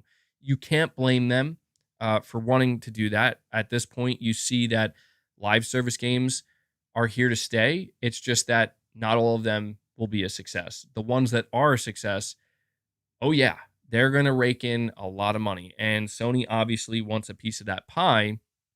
Um, but I think that to a certain degree, Sony is hopeful that some people who have that kind of, I don't want to call it a stubborn mindset because I don't think it's stubborn. Maybe some people are stubborn about it. I just think it's more like you know what you like and you stick to what you know. You don't like. Some of these people who are just like, I only play Sony single player games. Like I think about a game like The Last of Us multiplayer, and I've said it many times, and this is why I'm so eager to see what this game looks like. I've said that a game like The Last of Us multiplayer, I could absolutely see converting a certain amount of PlayStation players who thought that they would never play a live service game, who thought that they would never be interested in a PlayStation multiplayer game. And they try out The Last of Us multiplayer and they're like, you know what? Actually, I really like this. I'm not saying that's going to be you, King Sam, or anybody else, but I do think that there is some kind. I think Sony wants to try to get some of these PlayStation fans who were there like day one for the single player games and hyping up the single player games and paying full price for them and being very supportive of them. I think they're hoping that if we could just convert like a fraction of those players to being engaged with our own live first party live service games, like these are clearly loyal customers, these are clearly loyal fans. And granted, their loyalty may lie in the single player experience, but maybe some of them would be willing to, support these games financially. And I could be one of those people. That's why I'm so eager to see a game like The Last of Us multiplayer. But I do think that this is partially why that showcase left such a bad taste in many fans' mouths. It's because, yeah, dude, a lot of PlayStation players did not go into the showcase assuming, like, yes, I'm going to see three first party CG trailers for live service games from Sony. You know what I mean? Like, I don't think I don't know that anybody went in with that expectation. Like, there were people like me and many others where I'm like, we're definitely going to see some live service games. We're definitely going to, you know, see Sony's push into that area, but we're also going to see something else to balance that and counteract it. And I think Spider-Man 2 almost was that, but Spider-Man 2 alone, in my opinion, was not enough to offset three CG live service trailers, and that's it. I think Sony would have really benefited from having like maybe I don't know if maybe show Ben's game too, something like that. But we'll see, man. I to answer your super chat as best I can, I don't think you have to worry at all about Sony straying away from the single player stuff because let's not forget Sony's making a lot of money on their single player games. A lot of money. These games sell a ton and Sony does not have any intention of stopping that. In fact, they have every intention of continuing that. Why wouldn't they? That is their bread and butter. That's where they make the bulk of their money. But it is understandable that Sony, as a company who is investing 150, 180, 200 million plus dollars into each game, the risk associated with that is colossal. You're putting a lot of money into this, and there's every chance you might not get that money. You might not get your return. You might lose money. And the higher the budgets are, the more risk that's involved. You can't fault Sony for wanting that safety net, that cushion of, okay, we put out a couple live service games, maybe only one or two of them actually succeed. But even if just one of them succeeds, it rakes in enough money month after month after month that it's okay if one of our single player games doesn't necessarily sell 10 million plus copies. It's okay. We'll survive that and we can, you know what I mean? Like, it's not going to hurt us that much at all. It's very smart. I have to say, it is a very smart and I would argue even necessary thing to do because we don't want Sony in a position where the stakes are so high for every single player game they release that if even just one fails, it all comes crashing down. That would be horrible, and I don't think anybody wants to see that. I'm all about there being some pressure. You gotta you know you gotta be under a little bit of pressure to do your best work, but it does once it bleeds into that territory of like it's sink or swim now. That can be very detrimental. Did I see the investors chart? I did, and there's a lot of confusion surrounding that. So what you're talking about in regards of the in regards to the investors chart, you're talking about that chart that showed Sony has a 60% investment in live service and 40% investment in single player. A lot of people panicked when they saw that, but it's because they're misreading the chart.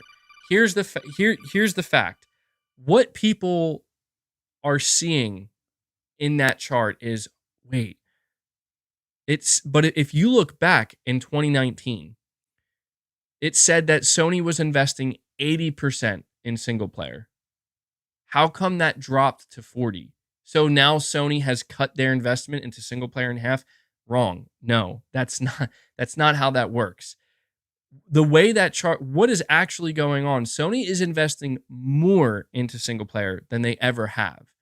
So actually, it's at the time when the chart said it was at 80% for single player investment in 2019. Um, it's not taking into account the amount of money and the amount of resources that are going into single player. It's just simply showing you that Sony had very little interest in multiplayer or live service. They had very little investment in that area. You're saying investment for single player increases with that 40%? It actually does because, well, don't get me wrong, 40% is 40%. But when you take into account that 40%, more money than ever before is going into single player games. More single player games are being made today by Sony than there was in 2019. There's more studios, there's more development teams, and there's more money and there's more resources going into that. It's just that imagine this. Imagine if you're Sony. Here's the simplest way I could put it. Imagine you're Sony, okay, and you look and you have like I'm just throwing numbers out here, okay? I'm throwing numbers out here. These aren't the actual numbers. Just keep that in mind. Let's just say in 2019 you had in development 5 single player games in your first party studios, or let's just say 4 single player AAA games in development, okay? And then let's say over the next 3 years, you dumped way more money. You reinvested a lot of money into those studios. Not only those studios, but you bought more studios and you've increased the size of those studios to where now they have 2 separate teams, a lot of them. Okay. So imagine while you're doing that, you also take another large chunk of money and then you dump that into live service multiplayer games. So you reinvest in single player. You went from having 4 single player games in development. Now you have 6 to 7 single player games in development. But on top of that, you also have maybe 5 to 6, or it would actually technically be more, 7 to 8 live service games in development. Some of which not all of them are coming from first party either. Do you get what I'm saying? Like, we're not just talking about PlayStation studios here. We are talking about partner studios as well. But that's pretty much what's happening. Now, here's the important part. If you are a person where you say, well, what if they just took all of that? Yeah, like what Exley's saying. You're actually saying it's still 50% more cash to live service games. So that's the big argument, is a lot of people feel that Sony should take all of that money and time and resource that they're investing into live service and just dump it on single player. I mean, don't get me wrong. A lot of people would like that, but it is, I know people don't want to hear this, but it is necessary. I'm telling you, it's going to be necessary. The reason why it's going to be necessary, and keep in mind that investment in live service is not going to stay that high. There's no reason it should stay that high. That would be it. The reason why the ratio seems so off right now is because this is the big initial push. This is the moment where Sony's like, we got to unload, man. Like, most of these games are going to fail, but we need to filter one of these games, just one of these games, maybe even 2 of them. I think even Herman Hulst acknowledged this, where it's like, we need to get one of these games. We need to give ourselves the best chance at one of these games succeeding.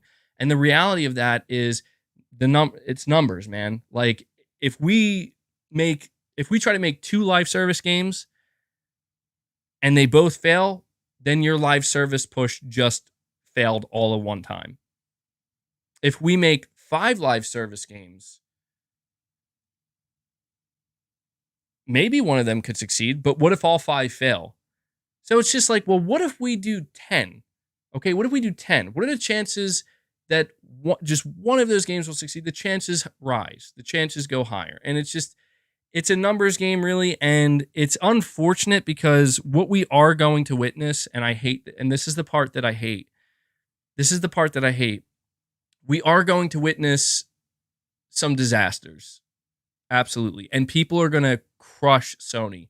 People are going to come out and they're going to say, this is the dumbest shit Sony's ever done. I can't believe they did this. And it's going to be bad. It's going to be very bad. But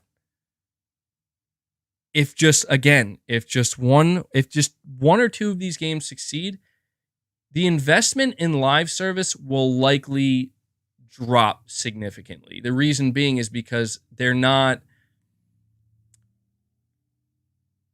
once they get their cash cow, so to speak, it's they'll continue to, they'll put money into that. Does that make sense? So right now, we haven't seen any live service games release. Out of all the live service games that are going to release, which ones do you think have the most potential? Well, I think it's safe to say that Bungie will succeed no matter what. Yeah. MLB, GT7, and Marathon / Destiny. True. Oh, yeah, true. So I guess to a degree, Sony already does have some successful live service games. Marathon, I think, is guaranteed to be a success. I guess we'll put Marathon aside right now just because I want it to be known that this is all speculation as well. I could be wrong. Like, for all I know, if Sony has multiple successful live service games, they might start to invest even more in live service and less in single player. I'm not saying I hope that happens. I absolutely do not. But I guess my mindset is that their studios, Sony has studios that make single player games. That's the point, dude. That's the point. And I just find it difficult to believe that Sony would be dumb enough, even if they do find success with live service games, to say, like, hey, Naughty Dog, no more single player, just multiplayer. Hey, Sucker Punch, no more single player, just multiplayer. Santa Monica, same thing. It makes it, like, that makes zero sense. And you would have to have an absolute moron running that company to make that type of decision. Because you're talking about taking a studio that could make a 10 to 15 million single player game, seller that is, and saying, go make a live service. And that might be why, I mean, you think about the report regarding The Last of Us multiplayer. Maybe this is what's going on. Maybe Sony is just like, listen, we thought that Naughty Dog, they're our star studio, right? We thought that they would be able to just deliver a banger live service game, and they're struggling. So maybe it's like, you know what? We don't want to waste any more time or money in this. Just wrap it up, put the finishing touches on it, and move on to your next single player game. Maybe. I mean, maybe that's exactly what happened. It's all speculation, but I get it. Like, I'm not trying to tell you that the 60% live service investment to the 40% single player, I'm not trying to tell you that's a good thing. I'm saying it's probably a necessary thing. That's all I'm trying to say. If you're looking at the bigger picture for PlayStation, the bigger picture for PlayStation is they want to grow beyond just single player games, and they want to ensure that these single player games, if one of them fails, if one of them struggles to hit sales targets and struggles to make the profit that was needed, it won't absolutely cripple Sony and basically make them scared to invest in any more single player games. I think Helldivers 2 is live service. Salmark, you're saying Jim Ryan was talking about the mindshare. Yeah, like I said, man, I will admit I got ahead of myself prior to the PlayStation showcase, and I started to listen to pretty much anybody who is supposedly an insider, and I'll admit I fell for the whole, like, Sony's going for total mindshare and whatnot. Yeah, again, I got ahead of myself. I take the L on that one. But hey, you live and you learn, and I think I definitely learned this time. Um,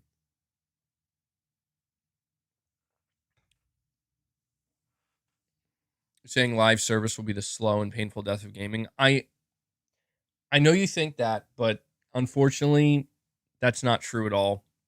I hate to say that.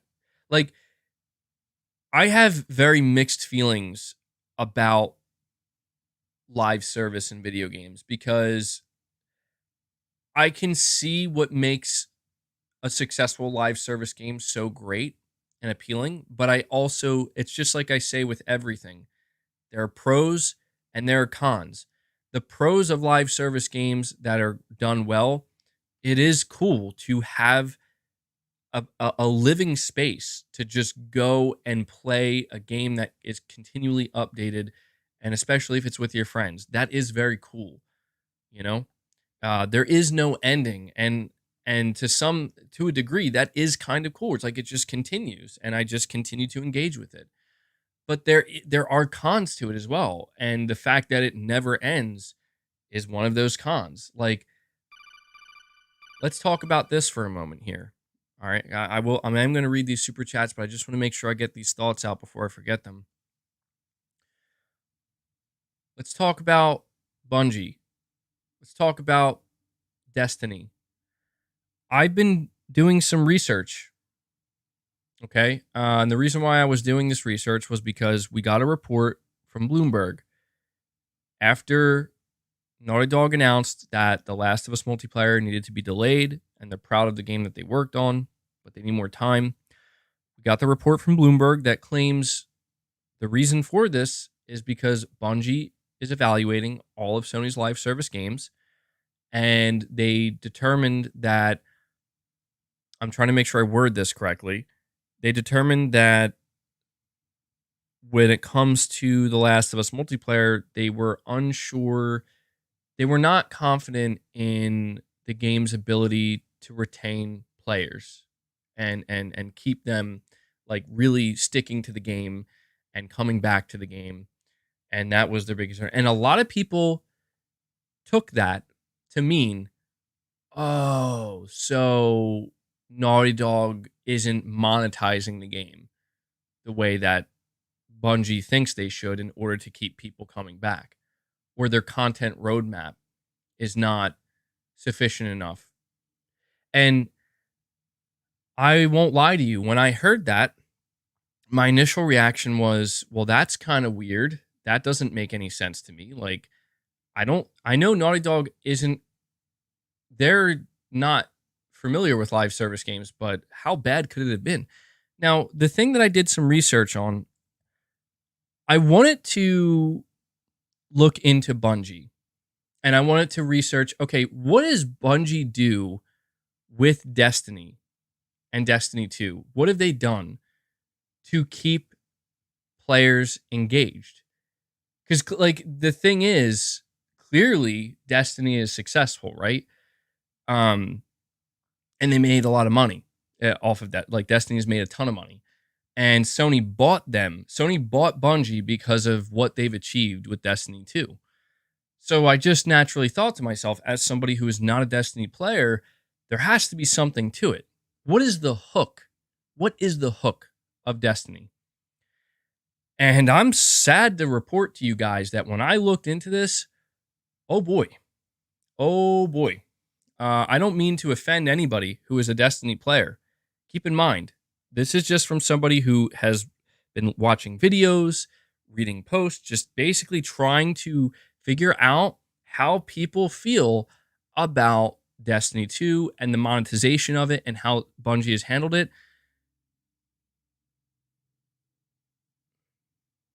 It's not good. It is not good. If some of the stuff that I heard is true, it's disgusting. It's actually vile. And it reminds me a lot of Activision and Call of Duty. And I saw people were pointing out that like Bungie has actually done this thing where they actually removed expansion content and then resold that same content. And I was like, look, I'm like, what? How is that even how is that even possible? And I've seen people pointing out that if you want to buy the newest expansions from Bungie for Destiny 2, they have two versions. They have like a $50 version where they leave like a massive chunk of content out that they know most people are going to want to play, and they put it in the $100 version of their expansion. I shit you not, $100 for an expansion. And I just was I was frankly shocked because I'm just like, how? I like I get why Bungie would do it because Bungie wants money. I get that. Like, I understand that I never question why these companies do what they do. The thing that I question is, how is this game a success? What is it that keeps people playing this knowing that this is how they're handling the monetization? And that's why I can't even blame Sony, because Sony is probably looking at that and they're like, "Oh, well, they know what they're doing. They're making money hand over fist and they still got the player base." You're saying the gameplay. Yeah, and that might be it, dude. And so I guess a question arises. A question arises, and the question is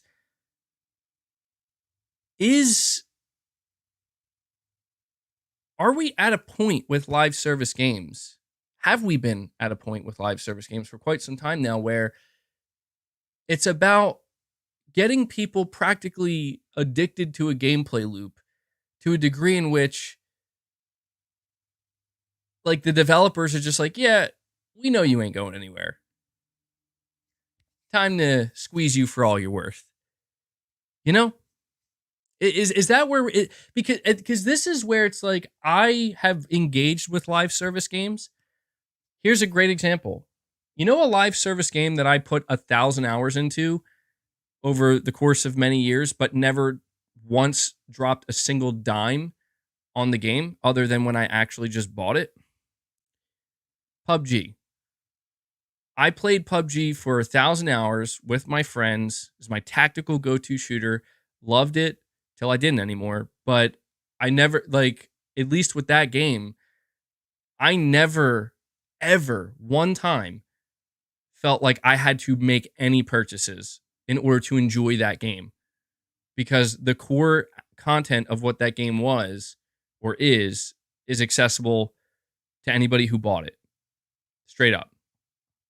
You know, you don't have to pay for maps, you don't have to pay for weapons or anything like that. Um and I realized like to me that works because anything you want to spend money on, it's just extra. It's just fluff, man. It's not needed for the for the experience. But that's what scared and this is why I'm trying to make this point is that's what scares the shit out of me about Bungie is I learned very quickly that that's not what Destiny is. That is not at all what Destiny 2 is. Destiny 2 is very much a formula, give us more money to access the content. Period. You know? And that to me is frightening because it's like, well, I think I get that to a degree, but like I don't know, man. Like it does bring the question. It makes me ask the question: is this the problem that Bungie identified with The Last of Us multiplayer? Is it that we don't feel like there's going to be enough here that people are going to be willing to pay for? I don't know. I don't know. This is why I would love to get some answers, but all I'm saying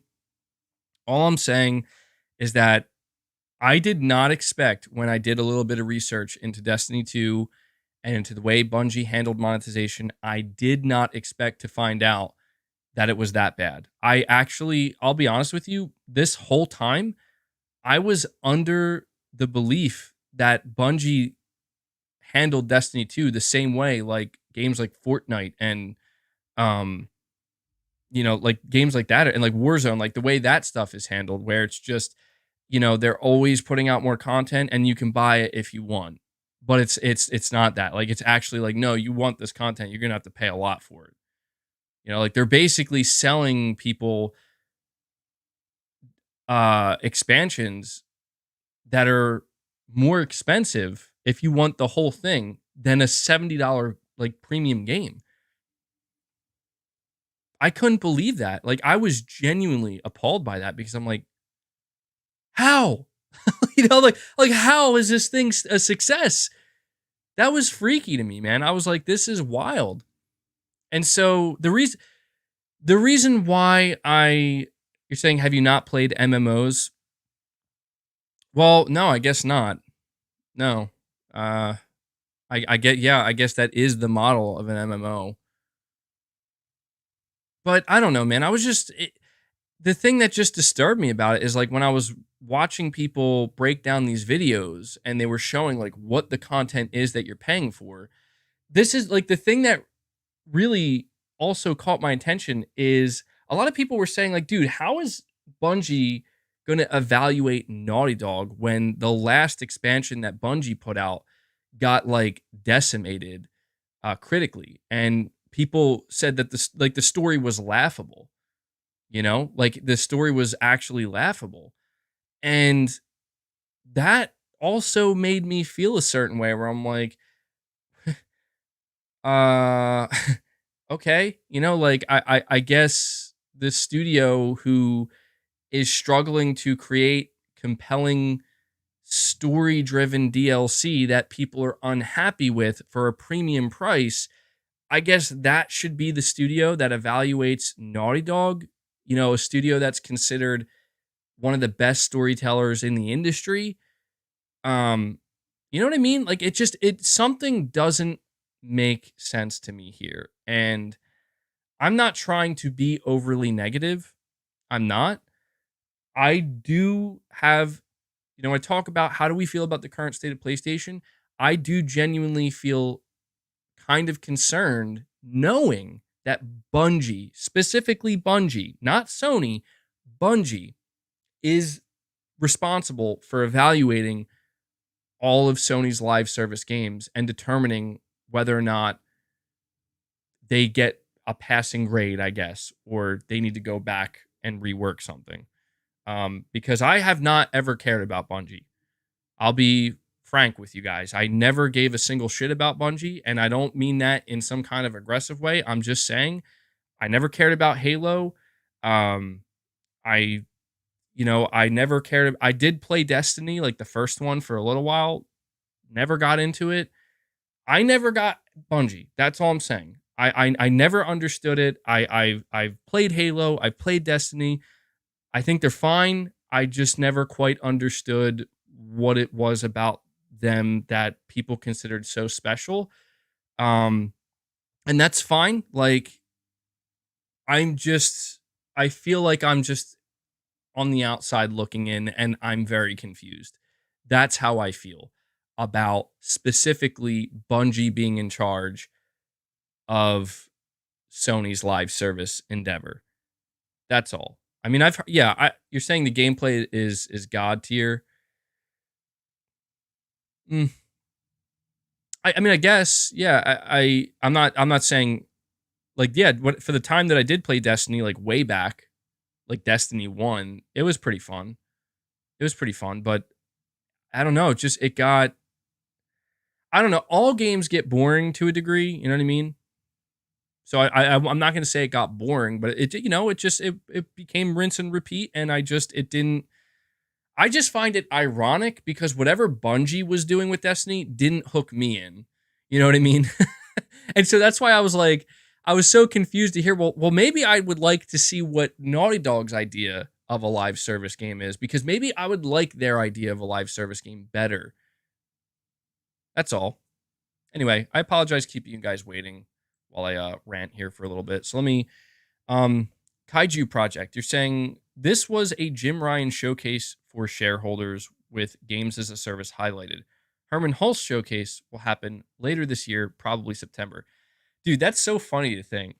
I love the way you worded that, Kaiju Project. This idea that Jim's like, I'll take this one, Herman, and you get the next one. Like this was a Jim Ryan led showcase. You might be right. We did talk about that. We did talk about how it seems like aspects of this PlayStation showcase truly were made for their shareholders, where it's like, see, we told you we had live service games. They're real. Here they are. Get excited. We're going to make you lots of money. And then here's Spider-Man 2, it kind of, yeah, I get that. I get that. And for their partners as well, for their third-party partners, because Sony does have an obligation to them as well. I think that's important to acknowledge. So I hope that, yeah, Guys, correct me if I'm wrong. Herman Hulst did not show up at all during this PlayStation showcase, right? We just got Jim 2 times. Am I remember? I don't think I'm remembering incorrectly. Jim showed up at the beginning to introduce the showcase, and then he showed up one other time at the end to reveal the hardware and then basically say, and here's our final game. That was kind of strange to me because I feel like in past showcases, we've seen Shuhei Yoshida, we saw Herman, and sometimes we'd see a developer or two. But this time it was just Jim, and I don't know. Maybe Jim knew. He's like, I'll take this one, guys. I'll take one for the team here. Don't want to ruin anybody else's reputation needlessly.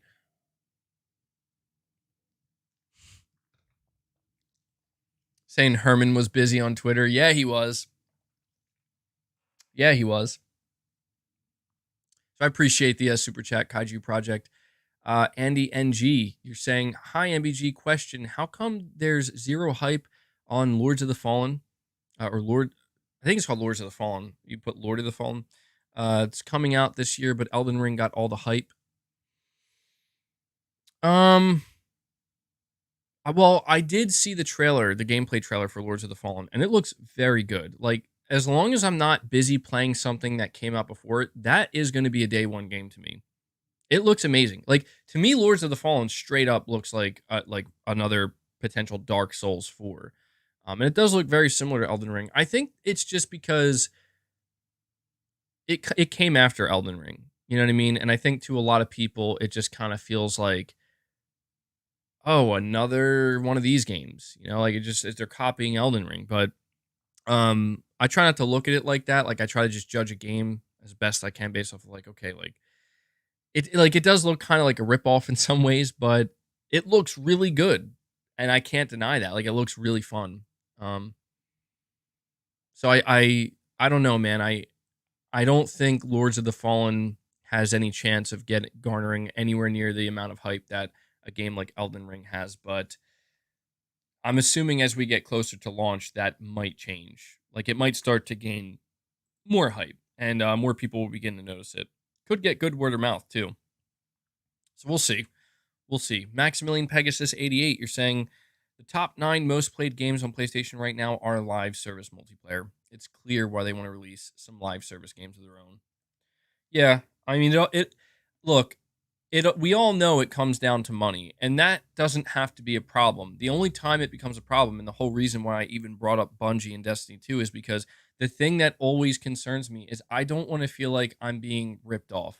You know, I don't want to feel like I'm being gouged, and like my pockets are being wrung by a corporation. I have no problem, as you guys know, supporting things that I care about, that I feel are worth supporting, that are quality. And my genuine hope for Sony's live service games, I know it's not going to work out this way for all of their games, but my genuine hope is that they are higher quality. There's something good there, and they nail the monetization aspect properly. If those things can happen, then there's a good chance I will engage with a lot of these live service games. I don't expect that I'm going to like obsessively play all of them. Certainly not. I only have so much bandwidth here, but I'm willing to give these games a shot. For example, that game Fair Games by Haven, that trailer did absolutely nothing for me. Like, I do not feel anything but just kind of cringe at that trailer. However, it placed Sony's willing to put the PlayStation Studios stamp of approval on that game. I will try it out, and I'm going to try to give it the benefit of the doubt. Sony has earned that, in my opinion. But if I play that game and it's like complete trash, I will let everybody know about it. But that I'm not going into it assuming that. Again, this is PlayStation getting behind these games. I think for me anyway, PlayStation has earned the benefit of the doubt where I'm not going to assume they're just going to get behind trash. Like, it's like that game, Destruction All Stars. I did play that. It was free on PlayStation Plus, and it was like okay, this isn't the literal worst thing I've ever played, and there were actually some moments where it could be kind of fun, but this ain't it. You know what I mean? Like this is not PlayStation level quality. Everybody knows it. So as long as they're not putting stuff like that out, especially at full price, if they can go shoot for above that, um, that it's just the live service games are just going to come down to two things: quality, monetization. If Sony can get those two things right, I think all will be fine. But 10 games, do we suspect that all 10 live service games are going to be that level of quality and nail the monetization? Sounds like a pipe dream to me. And sorry I missed this. Maple Wolf Clips becoming a channel member. I'm so sorry I missed this earlier. You've clearly been waiting for me to acknowledge this. So shout out to you, Maple Wolf Clips, guys. Let's get some W's in the chat for Maple Wolf Clips choosing to become a member, supporting me month over month. I very much appreciate it, Maple, and look forward to your exclusive membership perks. Appreciate that. And again, sorry for keeping you waiting there. Aaron Yogurt, you're saying The Last of Us Factions looks to me like PUBG, except it's not a battle royale. Maybe that's why you liked PUBG. Naughty Dog probably made cool story missions, but the game modes are basic. Yeah, it's that. Yeah, I will say that when I played The Last of Us Factions, it's a very tactical game, and it's slower paced, it's more methodical, and you can rush around, but you're taking a big risk. And it very much just rewards strategy and strategic thinking, and planning, and I really like that about Factions. But it was also very intense, and when you actually did get into engagements, it was intense. And actually, PUBG is very similar to that, except you're right, it's in a big battle royale environment. PUBG, I would I would argue, yeah, there's actually a lot of similarities between PUBG's gameplay and the Factions multiplayer gameplay. Um, there's crafting. There, you have to scavenge your materials, and you have to be strategic. All those things apply in PUBG, except you're in just a much bigger environment, and it can be much more annoying to get killed because you have to completely start over. So yeah, man, this is probably one of the reasons why I am still so excited for The Last of Us multiplayer, because yeah, correct. Factions is not a battle royale.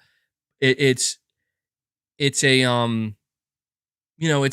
PvP round based game. It's more akin to something like, I would say, the something like Rainbow Six Siege, right? Where it's like you have rounds and you have to be strategic, you have to be, but it does have that kind of like I said, it incorporates that crafting aspect that's there in The Last of Us, and you kind of have to work with what you're getting and be thoughtful about how you're going to approach situations and how you're going to approach taking out enemies. It's very cool, man. I loved the Factions multiplayer, and that's why I'm trying so hard not to get so distraught and upset about the bad news about Factions multiplayer. It's never good to hear that a development team is being scaled down. Like, my hope is that the reason why Sony has scaled down the development of Factions or of the Last of Us multiplayer game is because it's pretty much done. I really hope that's why, because the only other reason they would do that is because it's not in good shape and they're moving on. I will tell you this: the reason, so I see somebody saying it's getting canceled. The reason why I don't think it's getting canceled is because Sony would not release a garbage Last of Us multiplayer game. They would not do that. They would cancel it. Do you understand what I'm saying? Like, they would not do that to Naughty Dog's reputation. And Naughty Dog would argue against it as well. Naughty Dog says they're proud of what they've made. Um, why would Sony announce it's getting slightly delayed to then just go on to cancel it? Why would they do that? Saying it might be a Redfall situation? No way. I refuse to believe that. I don't believe that for a second. Sony, why? There's no way Sony would be willing to do that. Sony canceled Deviations project. Uh, Sony shut down Pixel Opus. Sony shut down Dreams recently. They're not willing to just let things go. There was a rumor that they pulled the development of Twisted Metal from Lucid Games, who made Destruction All Stars, and gave it to one of their internal studios at Firesprite. I just don't see that happening. I don't see that happening. I maybe I'm in denial here, but I want to believe that this game is almost done. They just have to figure out, like, how are we going to monetize this and how are we going to keep people coming back?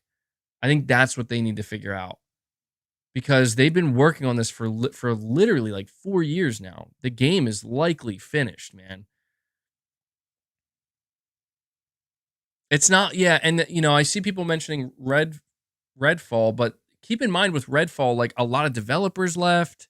They lost their leadership. None of that stuff is happening in Naughty Dog, as far as we're aware. Anyway, it's been they've hired a ton of people to work on that multiplayer game. And here's another thing. Here's another thing I want to. And again, maybe I'm trying to be overly optimistic here, but we have to be fair. We have to be fair about it. When they say that they scaled down the development team, we don't know how big the development team was that was working on The Last of Us multiplayer. Like, for all we know, that team could have been massive. Like, like 150 to 200 developers, like, all hands on deck. Like, let's get this thing finished and done. And then now that it's pretty much nearly finished, they basically took like 80% of them and are like, okay, because you know what I speculated when we saw all those job listings for The Last of Us multiplayer. I mean, they were hiring for everybody, man. They hired so many people for so many different positions. I was thinking that this team is going to shrink when this game's done, because they're not going to need an entire AAA size development team to continually put out new content for this game. At least I don't think they'll need to. Maybe they would. I don't know. Yeah, you know what? Maybe that's, now that I'm thinking about it, maybe that's the problem they ran into. Maybe Naughty Dog realized that we can't. Oh, that would actually make a lot of sense. Maybe the plan was for Naughty Dog to continually update The Last of Us multiplayer with like expansions, like with new stories and stuff, kind of like Destiny. But they realized, yeah, we're not going to be able to do that and work on another single player game. And maybe that's the big problem that they ran into, is maybe they had to come to terms with the fact that this game is not going to be as sustainable. Like, what your roadmap for how you want it to sustain this game isn't going to work if you're also developing a single player game. So something's got to give here. Naughty Dog's a very big studio, but they make very, very big AAA single player games. They can't have 200 people constantly working on new content for factions multiplayer while simultaneously developing a AAA big budget single player title. I don't know. I know it's all speculation, and I wish it didn't have to be. I just wish we had more answers, because I want to be excited, man. That's all it comes down to. I want to be excited about The Last of Us multiplayer, because out of all of the multiplayer games that we know Sony has in development, that was the one I am still most excited about. So we'll see. We'll see. Stephen Keen, you're saying, honest question, do you think Bobby Kotick is going to resell if it comes down to Activision, Blizzard King, and Microsoft having to renegotiate, since these sexual allegations aren't headlines? Well, I will say this. I think that your question is, do I think that Activision, like Bobby Kotick's still going to want Activision to be purchased, even if, if they have to end up renegotiating with Microsoft? I think no matter what, Activision's going to find a way to be purchased by somebody. I think no matter what, that's going to happen. But at this point in time, I'm really beginning to think that Microsoft is going to get ABK. I did a stream 2 days ago. I think it was 2 days ago. They're looking to close this. Like Microsoft is looking to forcibly close this deal without the UK. They're actually considered taking drastic action. And I have to admit, like, I always thought that was a possibility, but I thought that that was an unlikely possibility. But I think at this point, I feel more comfortable assuming that Microsoft is going to find a way to get them because yeah, they're taking it farther than I would have expected by this point. So but yeah, to answer your question, if this whole thing falls apart between ABK and Microsoft, I think ABK is going to take that 3 billion and then look for the next buyer in line. I do think that that's what they would do. Um, but yeah, Microsoft definitely seems like they're willing to do whatever it takes, which is crazy. So thank you for the super chat, Steven. The Zombie Fanatic, you're saying Bungie wanted to make a new IP that was not Halo, but Microsoft said they should keep on making more Halo games. Bungie didn't want that and left Microsoft. That's crazy to think. Yeah, you know what? Actually, I remember hearing about that. Microsoft really screwed up with that. Like, I get it. I don't think anybody could blame Microsoft for being like, but you guys need to make Halo. I get that. It's Halo, but look at what happened to Halo without Bungie and look at where Bungie is with their new with I'm assuming the new IP that Bungie wanted to make that Microsoft wouldn't let them was Destiny. Imagine if Destiny was Microsoft's title, like a Microsoft exclusive. Oh my god. You know? Whoever made that decision. I wonder who it was that made that decision. I don't think it was Phil Spencer. Because that doesn't sound like a Phil Spencer decision. I feel like because isn't yeah, Destiny is like Phil Spencer's favorite game. So I don't think it was Phil, man.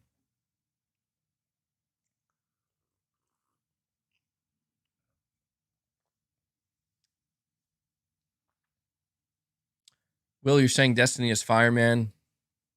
Amazing game, better than Halo games.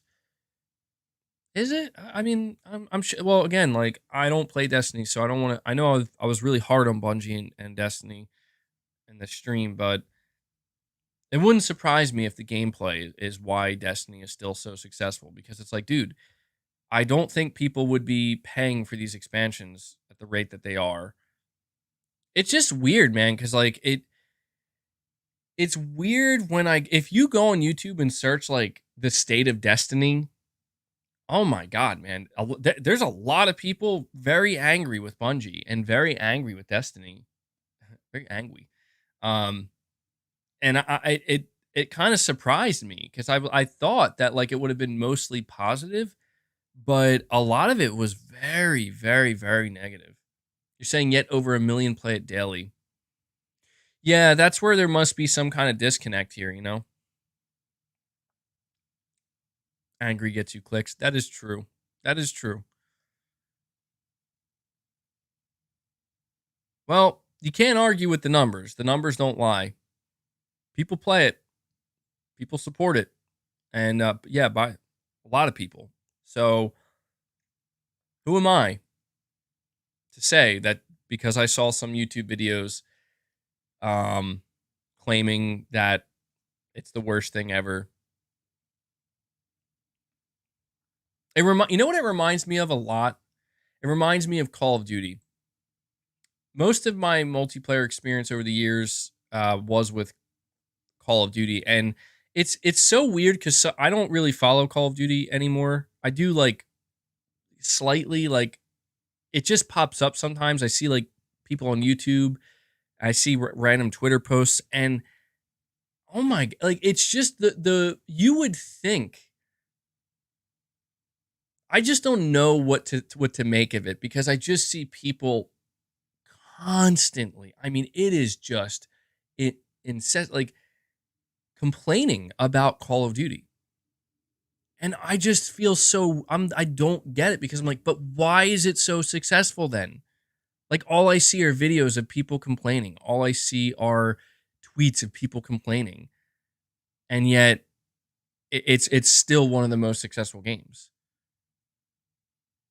I don't get it. Is it because there's just a different generation of Call of Duty players supporting the game and the older generation is trying to hang on but they're not happy with it. Saying one word streamers. Oh, yeah, I guess that could make sense too. They would have the loudest voice, but they still play it. You know what I mean? They still play it. It's very confusing to me. And that's why I do end up feeling like sometimes like, you know, and here comes the part of the stream where my cats have to get where boss has to dominate Leia. He's been doing this for 3 days in a row now. For some reason, my other cat Leia, she likes to sleep in the closet. She comes out of the closet.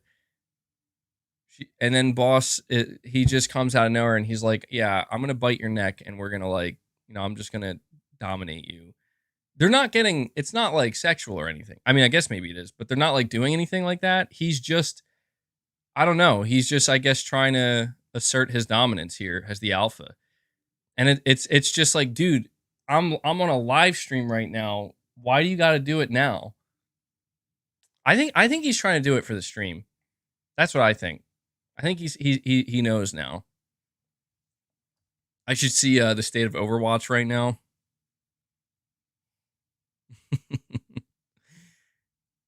Well, boss has got to live up to his name, right? All right. So I appreciate the super chat, Zombie Fanatic. Chalupa Batman, you're saying maybe the problem The Last of Us has is it doesn't have enough outside the grind. Final Fantasy XIV has so many things to do. Glam crafting, crafting for housing, treasure hunts, amusement parks, ocean fishing, relic weapons, events, etc. All free. Interesting. I never knew it had that much. And that's actually that's a great, yeah, that's some great speculation there because I guess I really didn't consider like I didn't consider that. I didn't consider like how many other activities are there going to be? Are there any other activities besides just PvP, going on missions? Well, let me ask you this again because Bungie was the one reportedly that evaluated this game. What is, because you mentioned Final Fantasy 14 and that's awesome that they actually have that many things to do. You're saying and farming. um what so how many extra things are there to do in Destiny 2? Like is that comparable to Final Fantasy 14? Destiny has a lot of stuff, but it's, you're saying, locked behind a paywall. Oh, okay. PvP, strikes, raids, patrols, Iron Banner, trials. Okay. Yeah, you know what? I do wonder if that's what it is. That would be, yeah, maybe not. Maybe Naughty Dog. Maybe they just thought like, oh, we just put together some co-op missions with some characters and some story beats, and then there's a PvP and that's it. And maybe, I mean, that sounds pretty good to me, but I could definitely see how maybe that would be like, well, keep in mind like people who are going to want to basically live inside this game. Because the big negative thing about The Last of Us multiplayer regarding Bungie that came out, the big negative factor is, oh, it all comes down to the monetization of this game. Like they basically, Naughty Dog isn't finding a good enough way to extract more money out of people. But I don't know, because if you think about it, that's not what the article actually said, or apparently what Bungie said. Apparently, Bungie said that they are afraid that there's just players are not going to remain engaged for that long. Like they're not going to be able to retain players. And I guess if you think about it, um,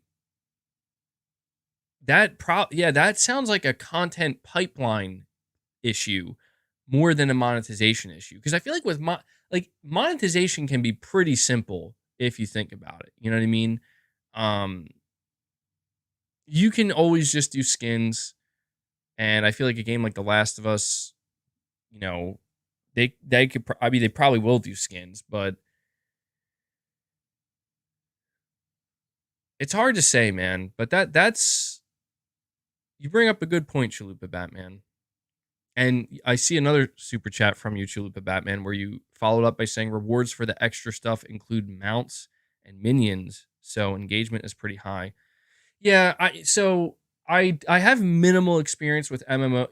You know what? Actually, this is interesting to me because the more I think about it, I am starting to think that maybe The Last of Us is in a weird position because they don't know what exactly they want to be. Because The Last of Us multiplayer can't be like Fortnite. I don't think.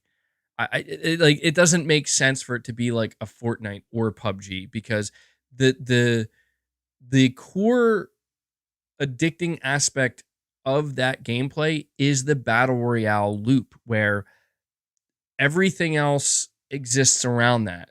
Any extra content that exists in these games exists around the PvP battle royale loop. Now, I'm assuming Naughty Dog didn't make a battle royale, and they even they didn't for a fact because Neil did say himself that we're going to have new characters, new stories, and they clearly made it known that there's going to be a big co-op factor. So it almost makes me think that The Last of Us might be kind of stuck in this weird in between where it has really good PvP and the PvP is because correct me if I'm wrong. With Destiny 2, there is PvP, but that's not the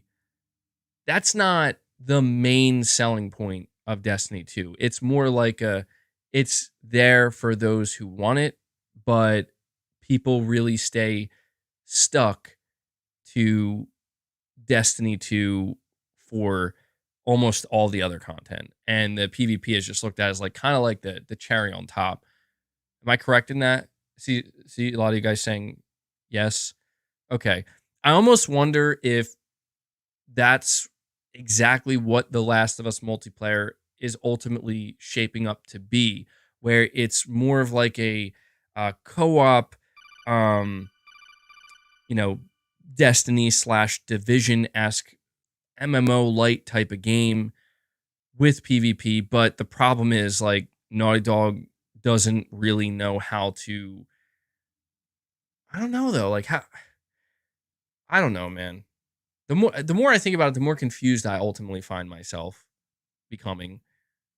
And I know that at this, like, when I reach this point, it's probably best for me to just stop speculating because it's clear that I'm not going to know the answer. And I'm just going to have to sit back and wait patiently, like everybody else is, to just see this game and let Naughty Dog and Bungie and Sony do what they have to do. Saying nah, PvP is a major part. Well, yeah, I mean, that's where I think, like, so let me put it to you this way. Let me put it to you this way. I think there are people, and this is an assumption on my part, but it makes a lot of sense. I think there are people that are addicted to playing PvP in Destiny 2, and that's the only reason they play it. But I think there are even more people who are addicted to Destiny 2 for things that are outside of PvP. You know what I mean? Because I know that PvP matters. And for a lot of people, like, that is the core aspect of a lot of these games. But I think it's safe to say that if Bungie just announced that Destiny 2, the only thing we're going to continue to support going forward is PvP, I think they would lose hundreds of thousands of players.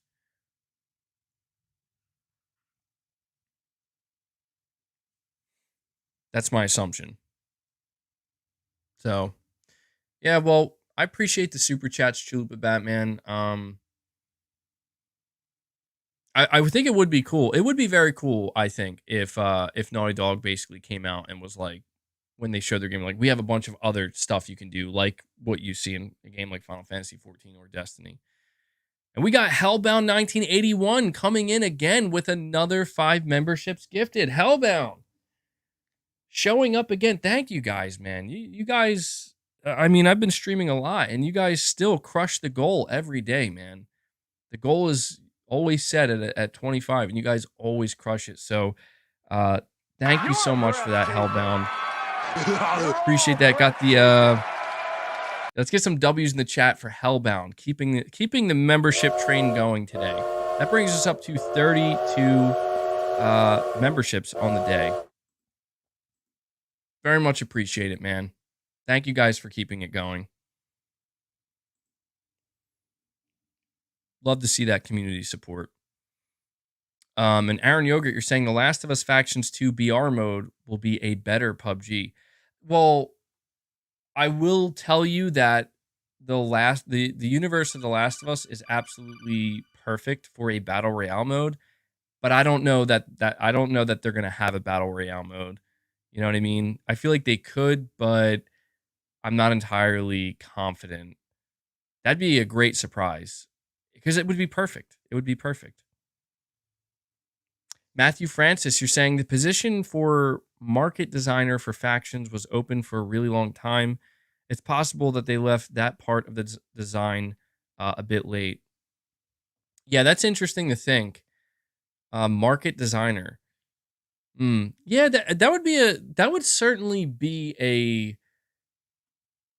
I think that would be an ideal situation. I would love if the only thing that's hanging or holding The Last of Us multiplayer up, I would love if the only thing that was holding it up is we just still have to iron out the monetization. Like everything's done, good to go. We're pretty much ready. Because keep in mind, guys, I want you to keep in mind, there was reportedly a trailer for this multiplayer game ready to drop at the showcase and was pulled at the last minute. That doesn't happen for games that are going to get canceled. Okay? That, like, to me, all signs point to they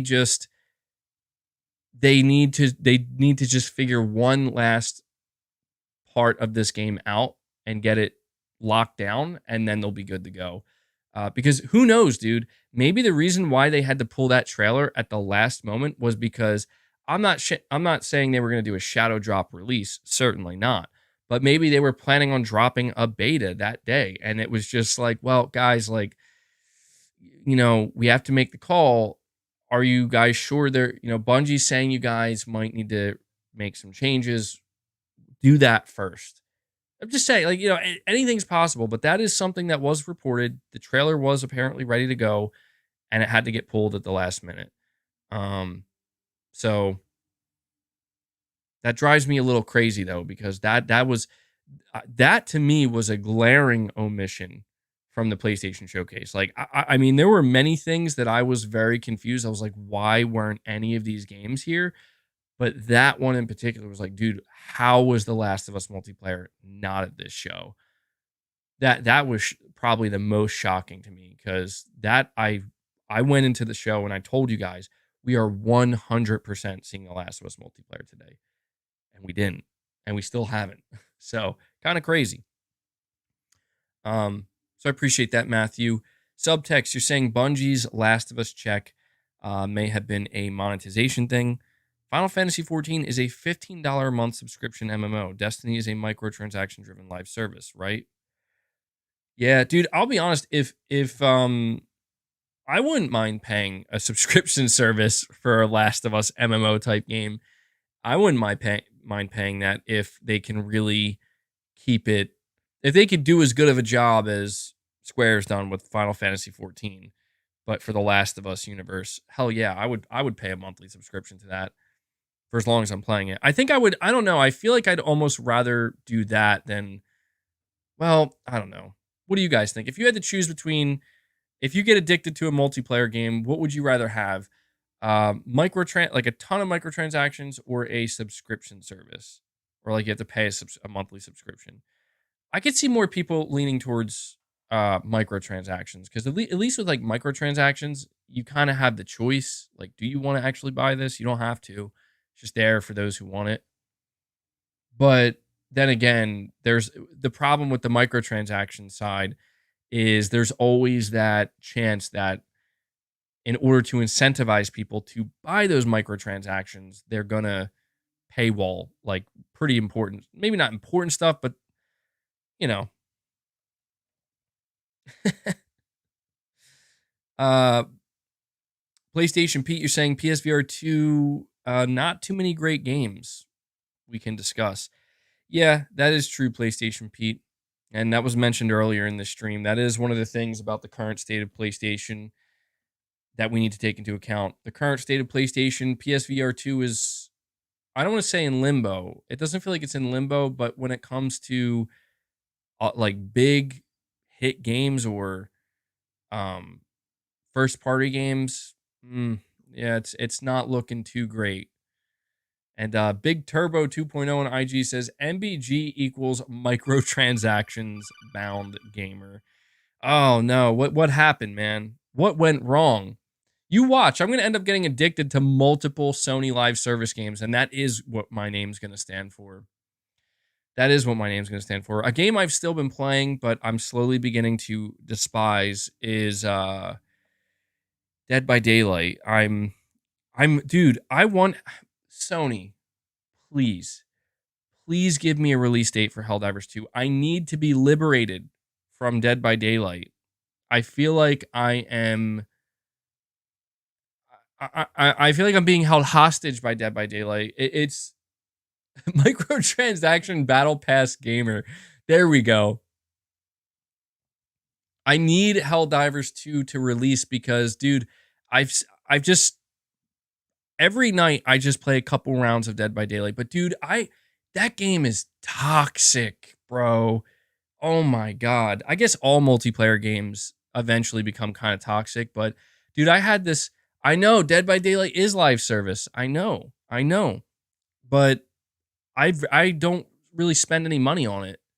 Like, okay, I have to admit, I have spent money on Dead by Daylight for killers, and that is, yeah, that's absolutely, that's, yeah, I'm microtransaction bound gamer. Oh God, what has happened? What what's going on now? Hey, I want to make it clear though. I want to make it clear. I'm still playing AAA single player games. Okay, just this morning, I played Star Wars Jedi Survivor for a couple of hours, and I thoroughly enjoyed it. And actually, I do want to say, I meant to bring this up earlier. So I told you guys I've been playing Star Wars Jedi Survivor, 30 FPS, fidelity mode. I entered a new area in the game. It's like outside now. There's like a lot of flora and fauna and creatures. Game looks a lot better. Like just out of nowhere. Like the I guess maybe I was too hung up on the first section of the game. So I wanted to report that where like it actually, I don't know. I guess I kind of forgot that, yeah, there's going to be a lot of other like different types of areas and environments, biomes, if you will, that you'll be in this game. And um, I was kind of surprised to see like, damn, I think it's the second biome because I'm not very far in the game, but holy, it really caught my attention. I'm like, why does this look so much better all of a sudden? So I'm happy to report that. Maybe it was just that first area of the game that didn't look so great, visually appealing to me. Am I liking it more than Fallen Order? I can't say yet. I feel like I am. I feel like it's pacing better than Fallen Order was. It's flowing pretty well, and I'm not finding it like overly difficult. I'm progressing at a good rate, so I'm satisfied with it, and I'm enjoying it, man. I'm trying not to like rush through it though. That's my whole thing. I'm trying not to rush through it because my next game in line I plan to be Final Fantasy. I'm afraid if I rush through Star Wars, I don't want to be done it in just like a couple days or like a week, and then still got to wait for Final Fantasy. I want to try to align it perfectly where I'm finishing up Star Wars just as Final Fantasy is about to drop. Saying the third biome is where stuff gets really interesting. Okay, cool. Looking forward to it. Um, Yeah, and the combat in Star Wars Jedi Survivor feels great. It really does. They do a good job. Respawn is a very good studio. Um so yeah, let's move on to the final segment of this stream. Uh we we've talked, so the main topic of discussion today is how are we feeling about the current state of PlayStation. Obviously, we've talked about other aspects, but I do want to I want to move on to just basically like the final say, I guess, I is the way I could put it, to basically sum up everything here. Saying, "Wow, cutting it short today." Well, I'm not ending it quite yet. Like, I'm not getting ready to end it in like 2 minutes or anything like that.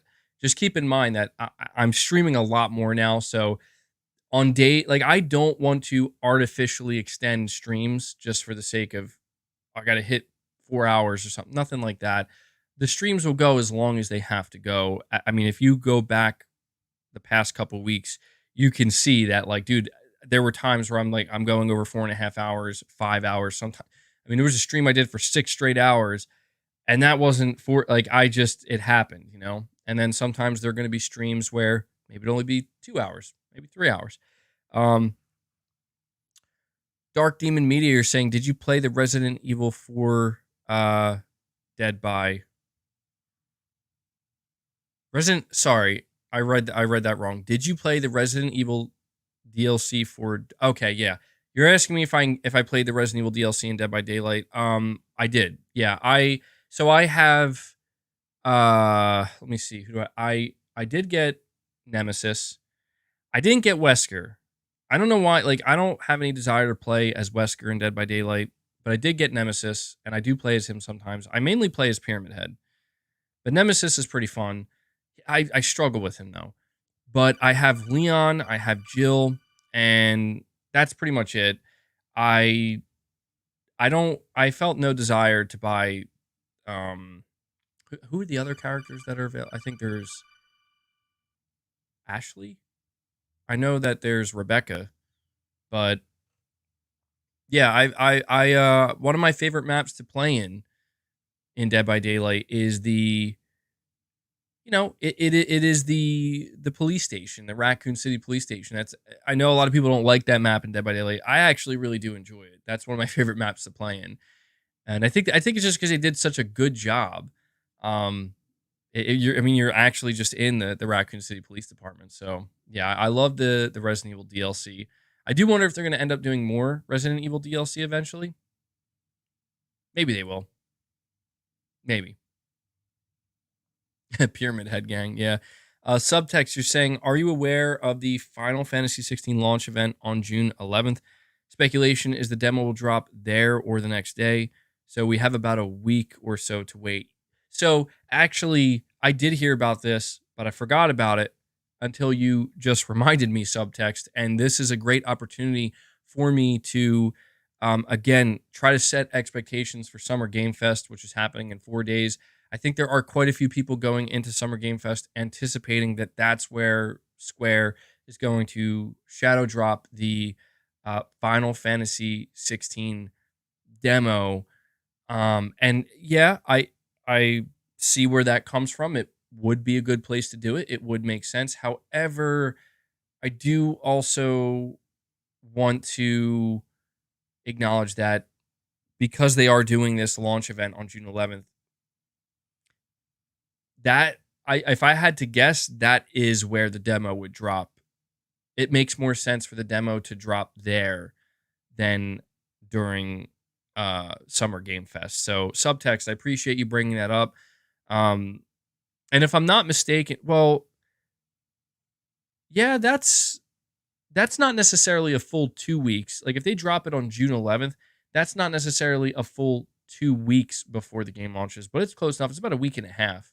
It's like 10 days or 12 days. So, um, yeah, it's close enough to 2 weeks. That actually, I think that's what they said. I think they said that they're going to drop the demo about 2 weeks before the game launches. And so that timing lines up perfectly.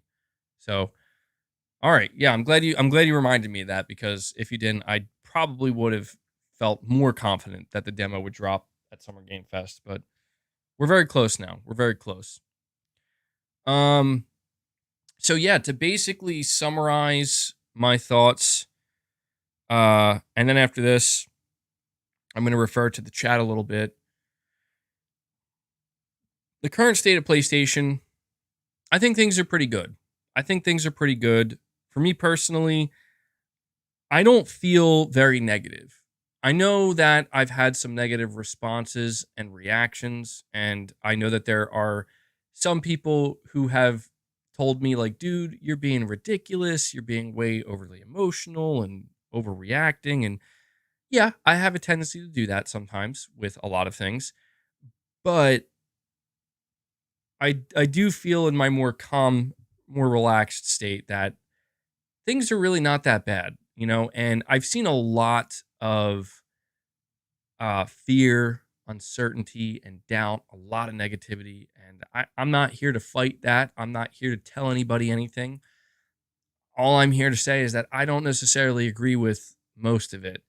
Um, Even during my reactionary stream to the PlayStation Showcase, I was sure to acknowledge at the end of it that the truth remains, the fact remains that all of these studios that we expected Sony to show up with and show their games off, yeah, it sucks that we didn't get to see that. They're still working on their games. You know what I mean? Like, I know people don't want to hear it, and I'm not saying to believe it, I'm not saying to accept it, but I do feel that, the best really is yet to come for PlayStation, simply because things have gone really well up until this point.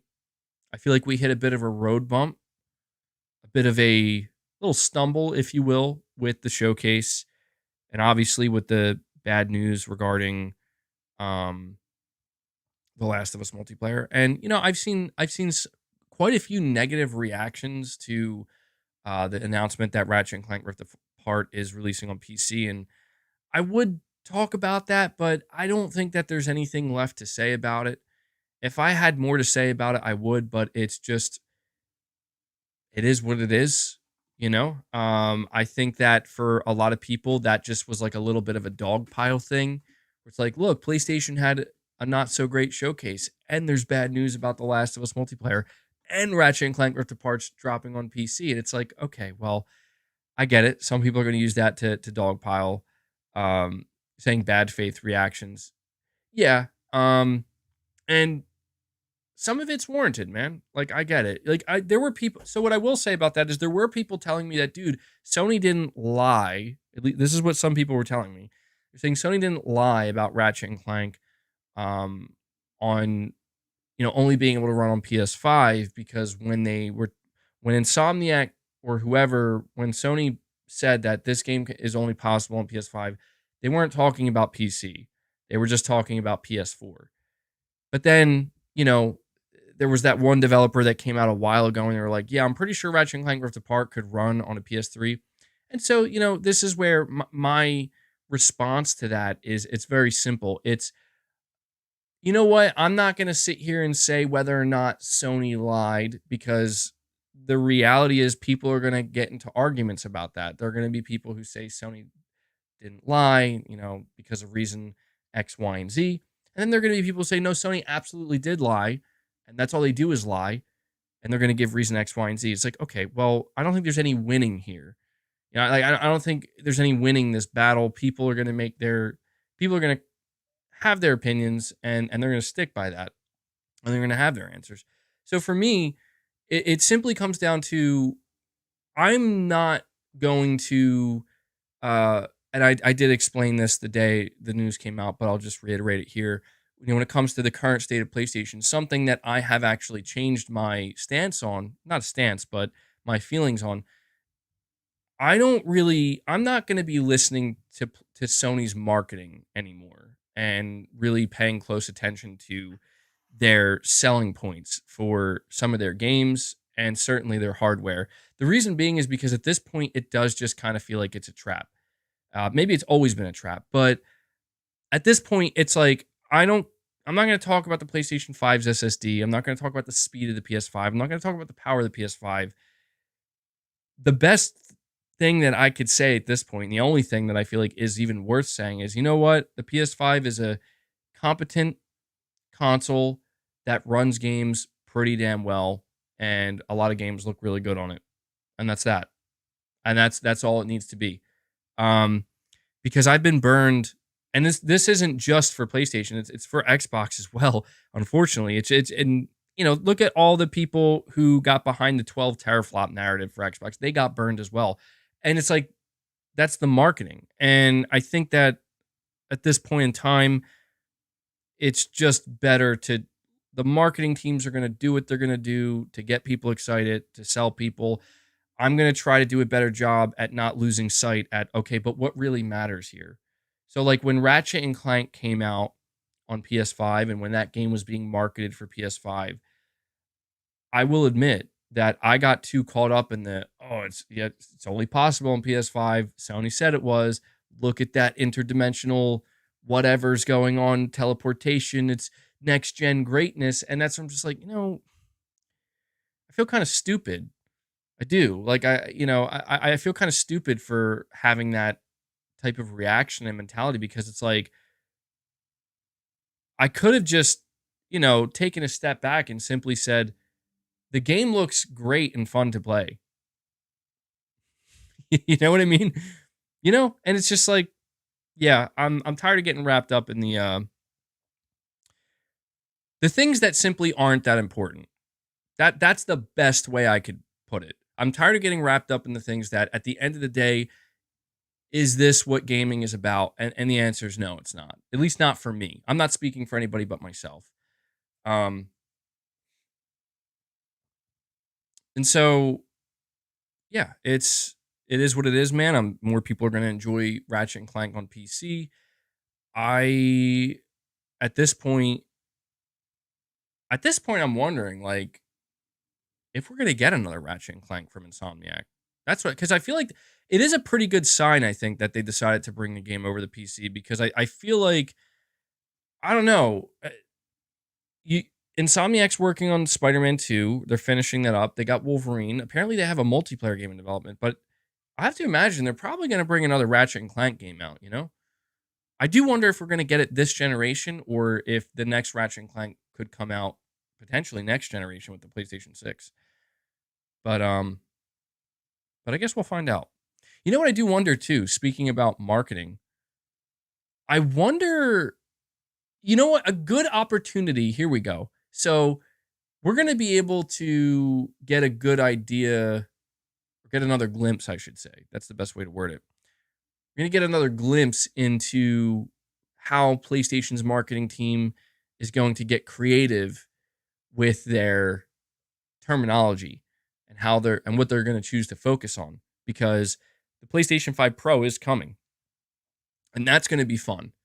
I'm looking forward to the PlayStation 5 Pro, but this is where I've lived and I've learned, and maybe it took longer than it should have, but the only thing I expect from a PlayStation 5 Pro is it going to make the games that I'm planning to play on my PS5 look and run even better than they currently do?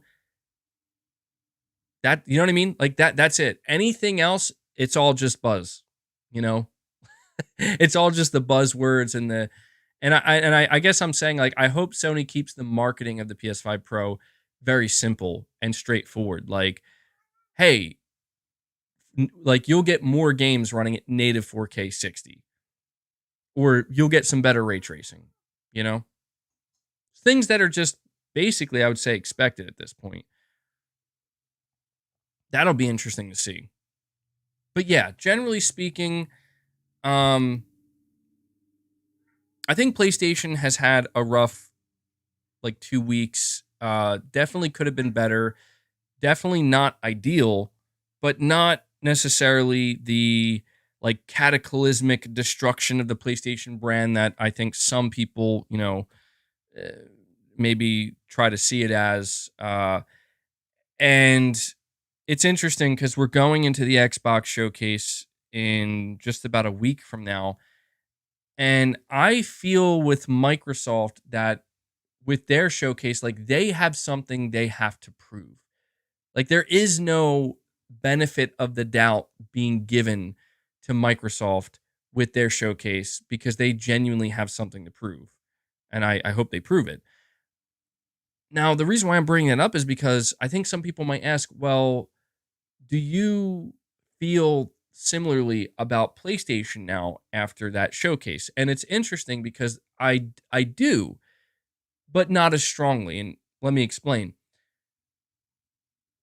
I don't feel like the pressure for Sony, from my perspective, has to be as high because I feel pretty confident. Like Sony has done enough over the years to give me some reassurance that okay, well, they had a bad, in my opinion, a bad showcase, and they kind of dropped the ball. Do I think they're gonna pick it back up and start running with it again? I do. Like, I actually do have that confidence. Am I telling you guys that you should get excited about that? No.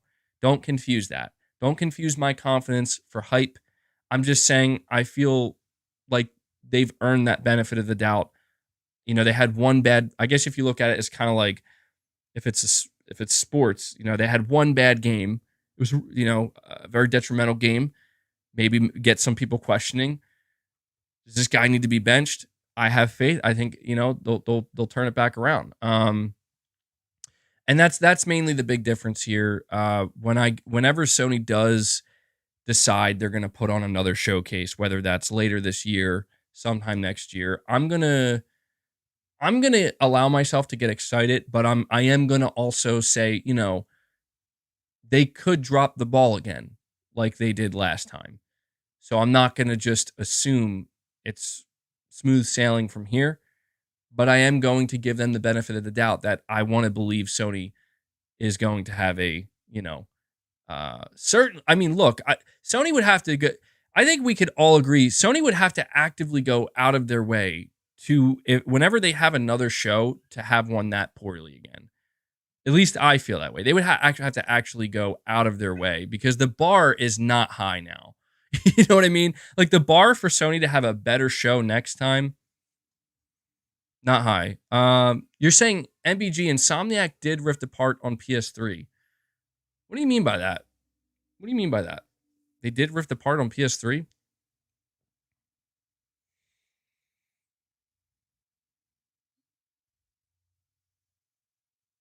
Gavin, you're saying 2024 has no single player first party. They best have something to show us soon. I think so. Sony did confirm to their shareholders that Wolverine is I believe, please somebody correct me if I'm wrong about this, but I'm pretty sure I saw when Sony was speaking to their shareholders with their annual shareholders report that uh, Wolverine is targeting 2024. Moon, you're saying, and MBG wonders why people think he's a fanboy. Dude, look, man, it doesn't matter to me if people think I'm a fanboy. You know why? Because that like that's for every person who comes across my channel or who hears about me or who comes across my content to determine. I'm not here to prove anything to anybody. I'm not here to prove to an onlooker that I am or am not a fanboy. You know, I'm here to just give you my honest thoughts on things. And that's just how it is. I will change my mind at times. I will change my tune. I'm a human being. I don't believe that I have to die on every hill, you know? But yeah, I was very upset and distraught at that PlayStation showcase because it was not at all what I expected.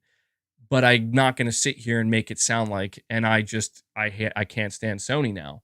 Sony better come out and do this and that for me. Like, well, uh, I would like another show. Sure, that'd be great. But I'm going to be playing Final Fantasy 16 soon. So, you know what I mean? It's like, and we'll take it from there. We'll take it from there.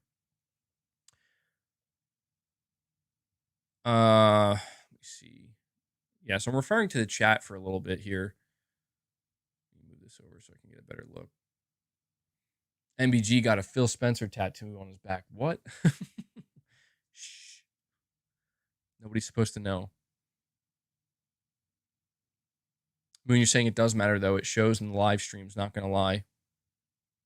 Well, hey, that's your opinion, man. I mean, if you think I'm a fanboy, then I guess I'm a fanboy, right? Like, what am I supposed to say to that? People be acting like Sony released Redfall. I mean, like I said, two things can be true at the same time. It can be true that Microsoft released one of the worst games ever in Redfall, and then a couple weeks later, Sony had a showcase that was underwhelming. Those two things can be true at the same time. Now, is it worth comparing those things? I don't think so. I think that's like it's hard not to want to compare these things sometimes, like, oh, is Sony worse than Xbox now? Is Xbox better than PlayStation? It's like, well, I mean, look, man, it's like if we look at the things that if we stack these things up next to one another, I like, to me it comes down to really just looking at the track record of both, first and foremost, with game releases. And in my opinion, that's where I think Sony clearly has an edge. But it's weird because it's like so many people look at Sony as, like, I don't want to say untouchable, because that's a bit of a stretch, but just like Sony is, they know how to put on a great show, and they are not going to let fans down with their show.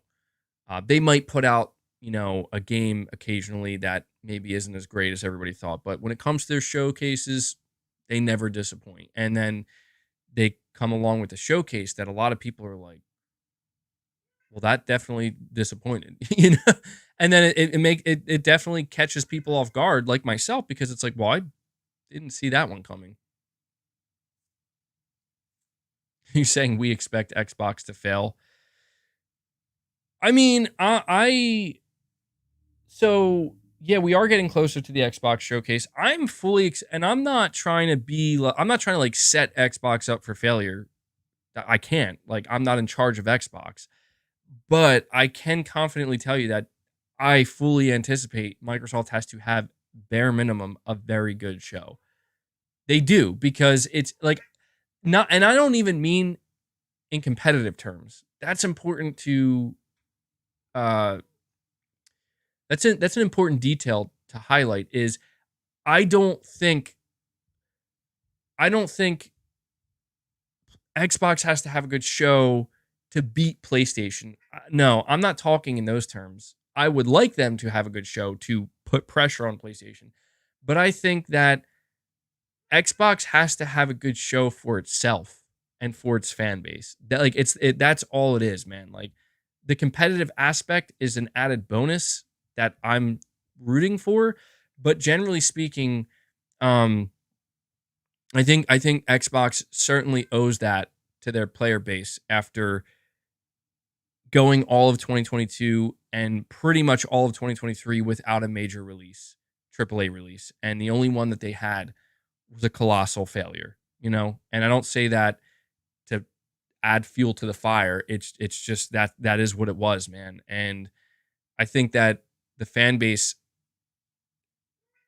I told PlayStation fans, like, yeah, have high expectations for the PlayStation showcase. Have high expectations. And maybe that was a mistake. Because it's like, well, MBG, if you didn't tell me to have high expectations, I would have had lower expectations and would have been less disappointed. When it comes to the Xbox fan base, I'm not gonna I'm not gonna tell anybody that they should have high or low expectations.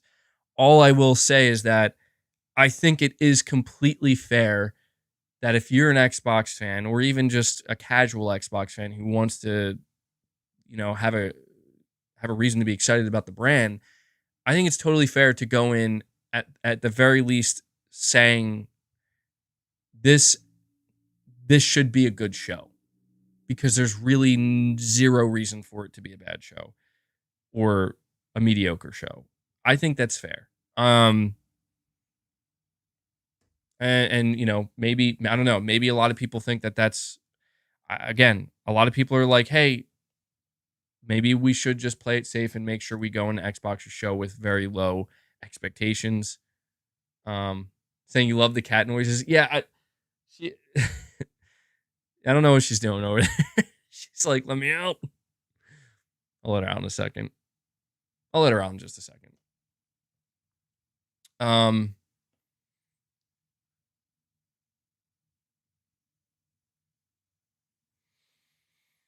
Let me see. MBG, do you know of this racing game called Project Gotham Racing? It was detailed and realistic game. Microsoft literally abandoned it and never came. I've heard of it. Yeah, I never played it. Project Gotham Racing. I've heard of it, but I can't say I ever played it. I didn't know that was a Microsoft game. Lopper42, you're saying, I feel good. People cry wolf for any little thing. When there are no exclusive games to play for a straight year, then maybe I'll begin to worry. Yeah, I think that's fair. I think what I said earlier is accurate. I don't know if everybody agrees with it, but I do think it is a pretty accurate and fair assessment that people want a better people want a much more clear roadmap from Sony, and Sony is seemingly refusing to give that. And they have been refusing to give that. And that makes people either A, annoyed, or B, a little bit, you know, nervous. And I think that's fair because it's like, well, look, does it make sense for me in June of 2023 to worry about what I may or may not be playing in January, February, March, April, May, or June of 2024? Probably not. Probably not, because it's like, dude, I still have a whole half a year before we're in 2024. But I do think that it is reasonable to think, well, as each month goes by, we are going to get closer to 2024, and you'll play the games that Sony's going to drop and the third-party games as well. And as we go, as we get closer to 2024, it is going to become, in my opinion, much more important, and the pressure is going to begin to mount on Sony that, like, okay, you really got to start showing us like what games you're going to have lined up for next year, because right now we have nothing. And I think that's I think what I'm trying to say is Sony does kind of get a little bit of a pass, just a little bit right now. For it's like, okay, you didn't show the roadmap. You should have. You should have. And I have no idea why you didn't. But there's still time. That's the point.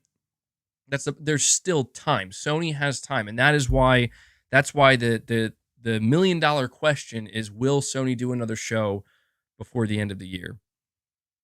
Wrestling Mark, you're saying why they haven't released anything in 2023? No, but they have.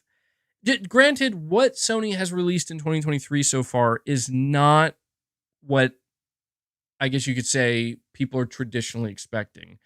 Sony released Forspoken. They released, well, that was Square, but Sony locked it down as an exclusive, as hey, here you go, PS5 owners.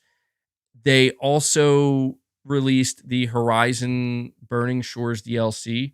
Again, not a full-blown new game, an expansion from first party. And then they released PSVR 2 with a first-party game in Horizon Call of the Mountain. Look, I'm not saying that those things I just listed are the same as a AAA first-party game from Sony. They are not the same. They are not. But we do have to be objective in acknowledging that that is what Sony did. That is output from Sony. It may not be the best output. It may not be what we wanted exactly or what everybody wanted, but we can't pretend it wasn't anything at all.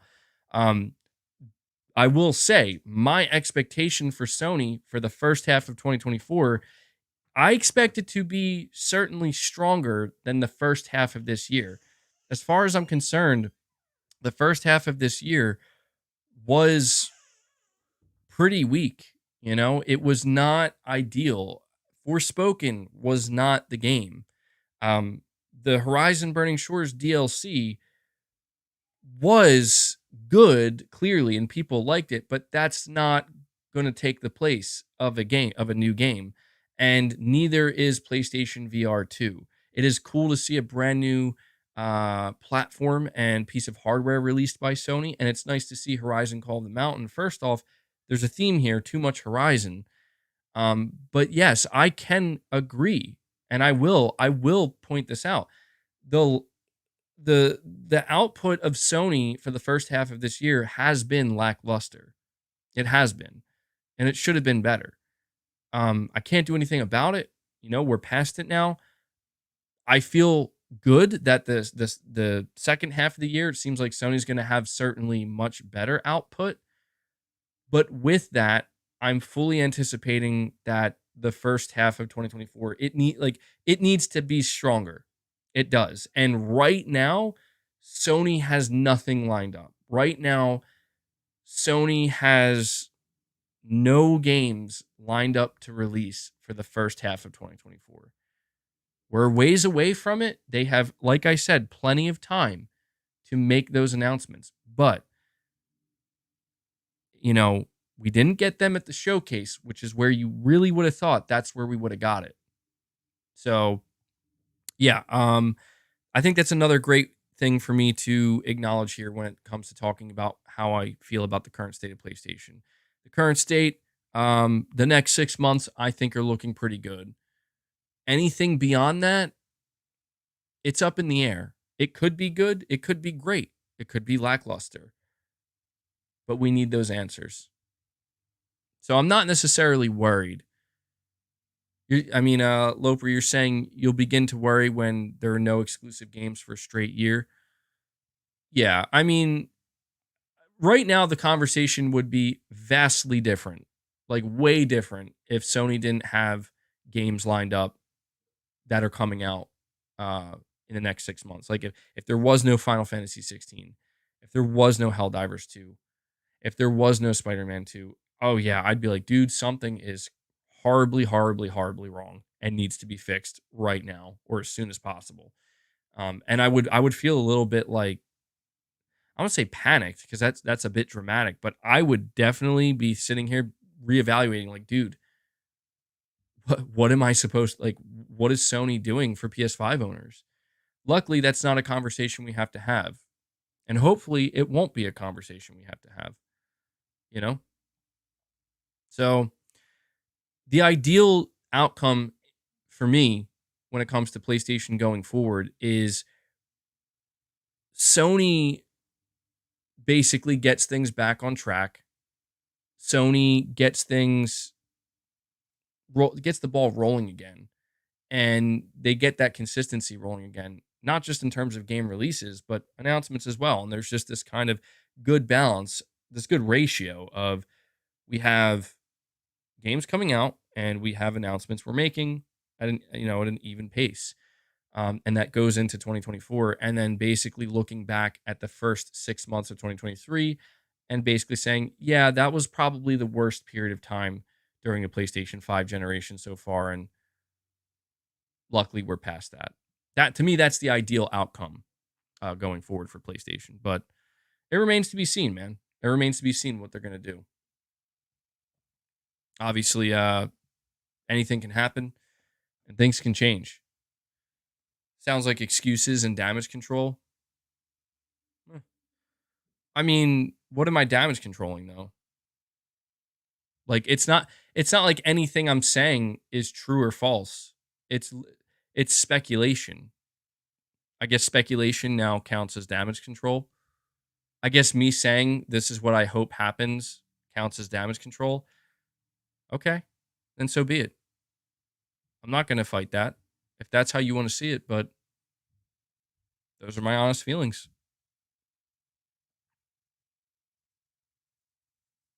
It is what it is, man. And we have Austin K's becoming a member. Shout out to you, Austin, bringing us up to 33 on the day. Thank you so much, Austin. Love to see it, man. Appreciate that support. Look forward to your membership perks, man. I do keep in mind I owe you guys a members only stream. I haven't forgotten. We are gonna. I cannot lock in an exact time when I'm gonna do a members only stream, but it's coming. It's coming very soon. I guess the question is when we do that members only stream, what what are we gonna what are we gonna watch? I'm sure we can find some fun stuff. But yeah, I don't know, man. I think people who say that like I'm damage controlling, I think they're hearing what they want to hear. You know what I mean? Because to me, it just seems like what they're hearing is, yeah, PlayStation's great, man. PlayStation, I don't think they did anything wrong. I think everybody's just crying. I think everybody's just whining. I think everybody's just overreacting. I think PlayStation, they're on point, man. PlayStation, they're number one. Like, I could see if I was saying things like that and somebody was like, dude, that sounds like damage control. I would agree that it's like, yeah, that sounds kind of that's pretty bad. You know, that makes it sound like there's like zero criticism here. Everything's just perfect. I've been very critical of Sony, I'd say the past couple weeks.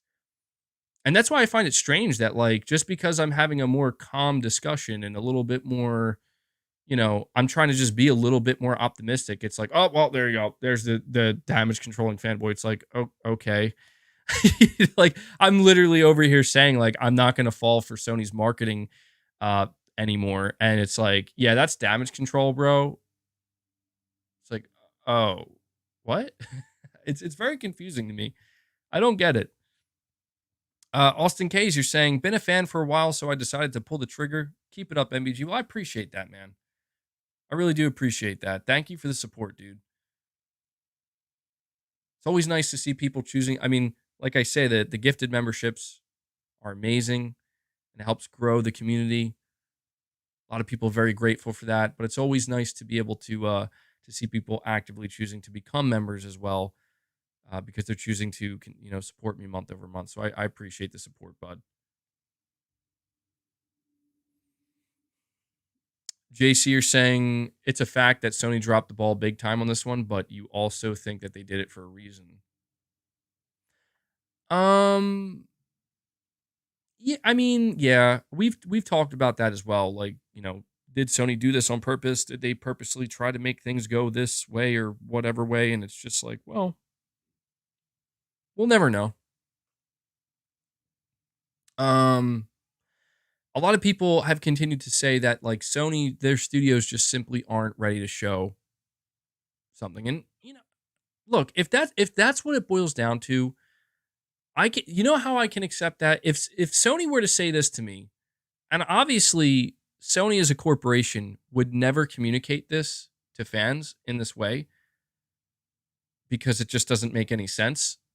However, if it ultimately boiled down to, listen,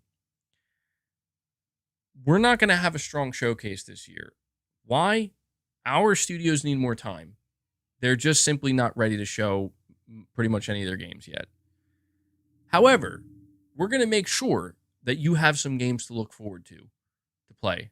Not only Spider-Man 2, Helldivers 2, Final Fantasy 16, and then a ton of third-party games as well. And then we'll come back later, like when our studios are ready to show stuff. Like it's sound like Sony would never say that, you know what I mean? Obviously, but it's kind of like, well, okay. I mean that's I get that because it's Sony isn't like based off of what I can tell, Sony isn't telling me to wait to play games. The only thing Sony's really telling me, and it doesn't make me very happy, but it's true. Sony's basically telling me you need to wait to see more new games. You know what I mean? You need to wait for that. But we have, we have games here now that are coming. So go play them. It's like, oh, okay, well, sure. Saying no first party PlayStation for 7 months and counting. Well, that's not true though. Horizon Call of the Mountain came out in February. And prior to that, I mean, yeah, okay, God of War came out in November. So, oh wait, let me guess. I can't count Horizon though, right? We can't count Horizon Call of the Mountain. Even though it's a first party PlayStation studio, we can't count that. All right, well fine. I guess we don't have to count it.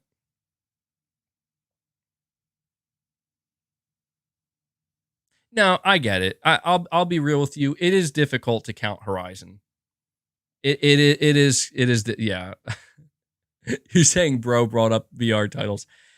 I mean, I want to be fair about it. That's all. I just it's like when Xbox players get upset with me because I'm like Hi-Fi Rush, that's your game. And it's like I understand I'm being unfair because it's like, well, yes, it is a video game that people enjoyed and it's from a first party Xbox studio.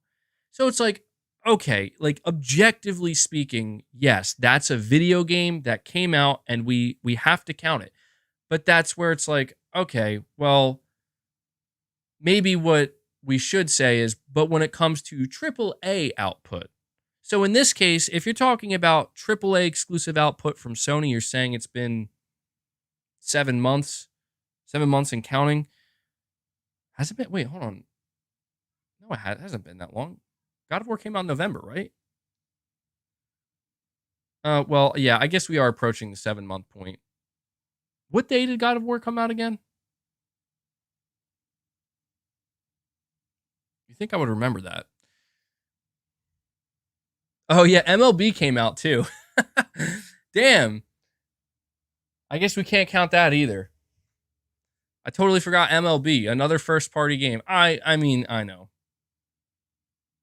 Like let's just call it what it is. It's not the stuff that we're like yearning for, you know what I mean?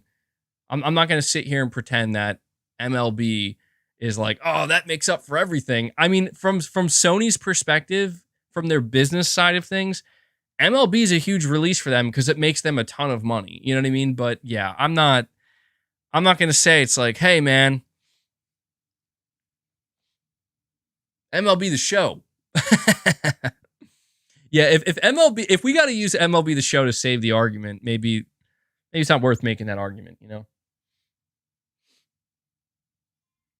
We as Sony fans are starting to collectively sound like Xbox fans when they defend the awful output. Well, hey man, maybe that's where I don't know, have we been a bit unfair? It's a question worth asking. We sound like bots, bro. Maybe. Maybe.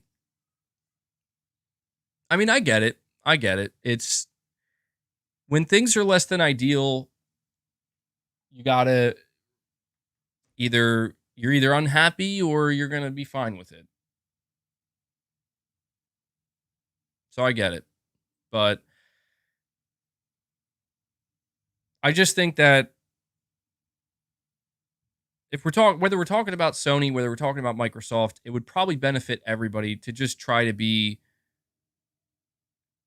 not only fair but nuanced. I think that's what it comes down to, man. Like I know that, and yeah, maybe this is the kind of humbling that it took, where it's like it's just like, look, man, I've downplayed a lot of the stuff that Xbox has put out, the smaller games, and people would get offended by that. We're like, dude, like these games count for something, right? And that's what's like, okay, well, yeah, all right, they do, but that's where the conversation then has to become more nuanced. Where it's like, all right, well, let me be a little bit more specific in what I'm saying. I think Microsoft has completely dropped the ball and failed for a year and a half when it comes to AAA video game output, exclusive AAA video game output. You know, and that's a more new. So it's like, yes, Hi-Fi Rush counts for something, Grounded counts for something. These smaller titles, they count for something and they mean something. And I think that same conversation, I think that same type of logic can apply to PlayStation as well, where it's like, okay, like, yeah, we can acknowledge that Sony did Horizon Call of the Mountain for PSVR 2. They had MLB and they did a DLC for Horizon Burning Shores. And these things do count for something because there are people who look forward to that stuff and who have engaged with it and who have enjoyed it. However, the conversation has to become more nuanced, and that basically falls back down to the same thing. Like when it comes to the big AAA exclusive bangers that people expect from Sony, it's been a little while since they've done that. The last game was God of War Ragnarok, and the next game is seemingly going to be, again, if we're just talking about first party, the next game is going to be Spider-Man 2. I think there's something to be said for Final Fantasy 16, certainly, but yeah, and that's where I feel like it'll be important for me as a content creator, not just as a content creator, but as somebody who's engaged in these conversations, when they can very easily divulge into nonsense and just, the like toxic rhetoric. It is going to be more important, and this is a lesson that I have learned certainly recently, is we have to acknowledge when the conversation is becoming more nuanced, and not everybody's going to care, but I do care, and it is important because I believe in order to be fair with your arguments and your points that you're trying to make, there has to be room for context and nuance. And if there is no room for context and nuance, then there's no point to even be made. At that point, it's just a single statement that, you're planting your flag and you're saying this is it, and it's not going to change, and that is what it is. And I've been that way many times in the past. I have, and that's where I'm trying to be more open minded in a sense. So. Perfect Image, you're saying, since you're booming, I want to manage your Discord. Manage and make your Discord. I don't know about that, man. A lot of people have been asking me to do Discord, but I'm still very much hesitant. I have no desire to do a Discord right now. I'll never say never. But I can tell you right now that it is not on my radar, and I don't know that it will be anytime soon. But if the day does come where it just is like, you know what, I'm ready to do it again and give it another shot, I will obviously be looking for help. So I'll keep that in the back of my mind. But yeah, I to be frank, I just do not like Discord, man. I don't like it. I have no specific reason for not liking it, but I don't know, man. I just don't like it. I wish I could tell you exactly why. And we got Ha A, which is an interesting name here. Hi, I think this is the first time I've seen you gifting memberships, man. Thank you so much. Dropping 5 membership gifts. Let's get some W's in the chat for, is it Ha A or just Ha? I don't know. There's a space between the Ha and the A. So, I'm always worried about how I'm saying people's names here. But thank you so much, man. I appreciate you keeping that train going. You brought us up to 38 members on the day. Pronounce it Ha. Paying it forward to Exley. Oh, very cool, man. All right. Thank you for letting me know how to pronounce it. Ha. It's easier to just say Ha, because Ha A, it sounds, I don't know. It doesn't necessarily roll off the tongue, I guess. So I appreciate it, man. Thank you so much for that. Love to see it. Actually is inspired Ha to pay it forward. So very cool to see. But yeah, I think I don't know. I think this is maybe the perfect spot to end this stream today. End it on a high note with a 5 membership gift. And yeah, I think I pretty much said, I mean, I don't want to say I've said everything there is for me to say, because that's not true. I'll be streaming more going forward and have plenty more to say. But I guess what I mean is, I feel like when it comes to this conversation, it was a pretty good conversation. And I think it was a good time to have this conversation, to talk about our feelings about PlayStation. And I'm looking forward. I encourage everybody who tuned into the stream, everybody who's here now, I encourage you guys, consider coming back once it ends and leaving a comment, giving your thoughts. Because as I'm doing the live stream, I try my best to keep up with the chat, but I know a lot of you guys have been contributing your opinions and your thoughts on the current state of PlayStation, and it's been difficult for me to keep up with all of it. So I encourage you, come back, leave a comment. I'm going to obviously read the comments. And yeah, I also want to make sure I extend a big thank you once again to all of you guys. The support is uh, strong as ever. It's incredible to see everybody who's gifted memberships. We had a goal of 25 today. You guys crushed it once again. We got 38 new members, which is just amazing. So thank you to everybody who contributed. Thank you to everybody who donated super chats. You guys, as always, kept the conversation interesting, kept it flowing, kept it going in different directions, and you also supported me directly. So I very much appreciate it. And to everybody who just watched the stream, hung out, and hit that like button, I appreciate you just as much and as well. So thank you guys for the continued support. Like I said, I know a lot of my members are waiting on that members only stream. And I'm not going to say when I'm going to do it because I've been doing this thing where I keep saying, oh, I'm going to do it tomorrow. And then tomorrow comes and it doesn't happen. What I will say is it will happen in the upcoming week. I'm in the process, just for those who want to know, I am in the process of trying to work out a more effective schedule, something that is a little bit, yo, dude. Oh my God. I'm sorry. Boss just forced his way up here. He had to say bye to everybody. Wow. That's crazy. I've never seen him jump on my lap so forcefully when there just simply wasn't enough room. There simply wasn't enough room. But yeah, what was I saying? Boss is always getting in the way. Dude, he always comes up here and rubs my mic.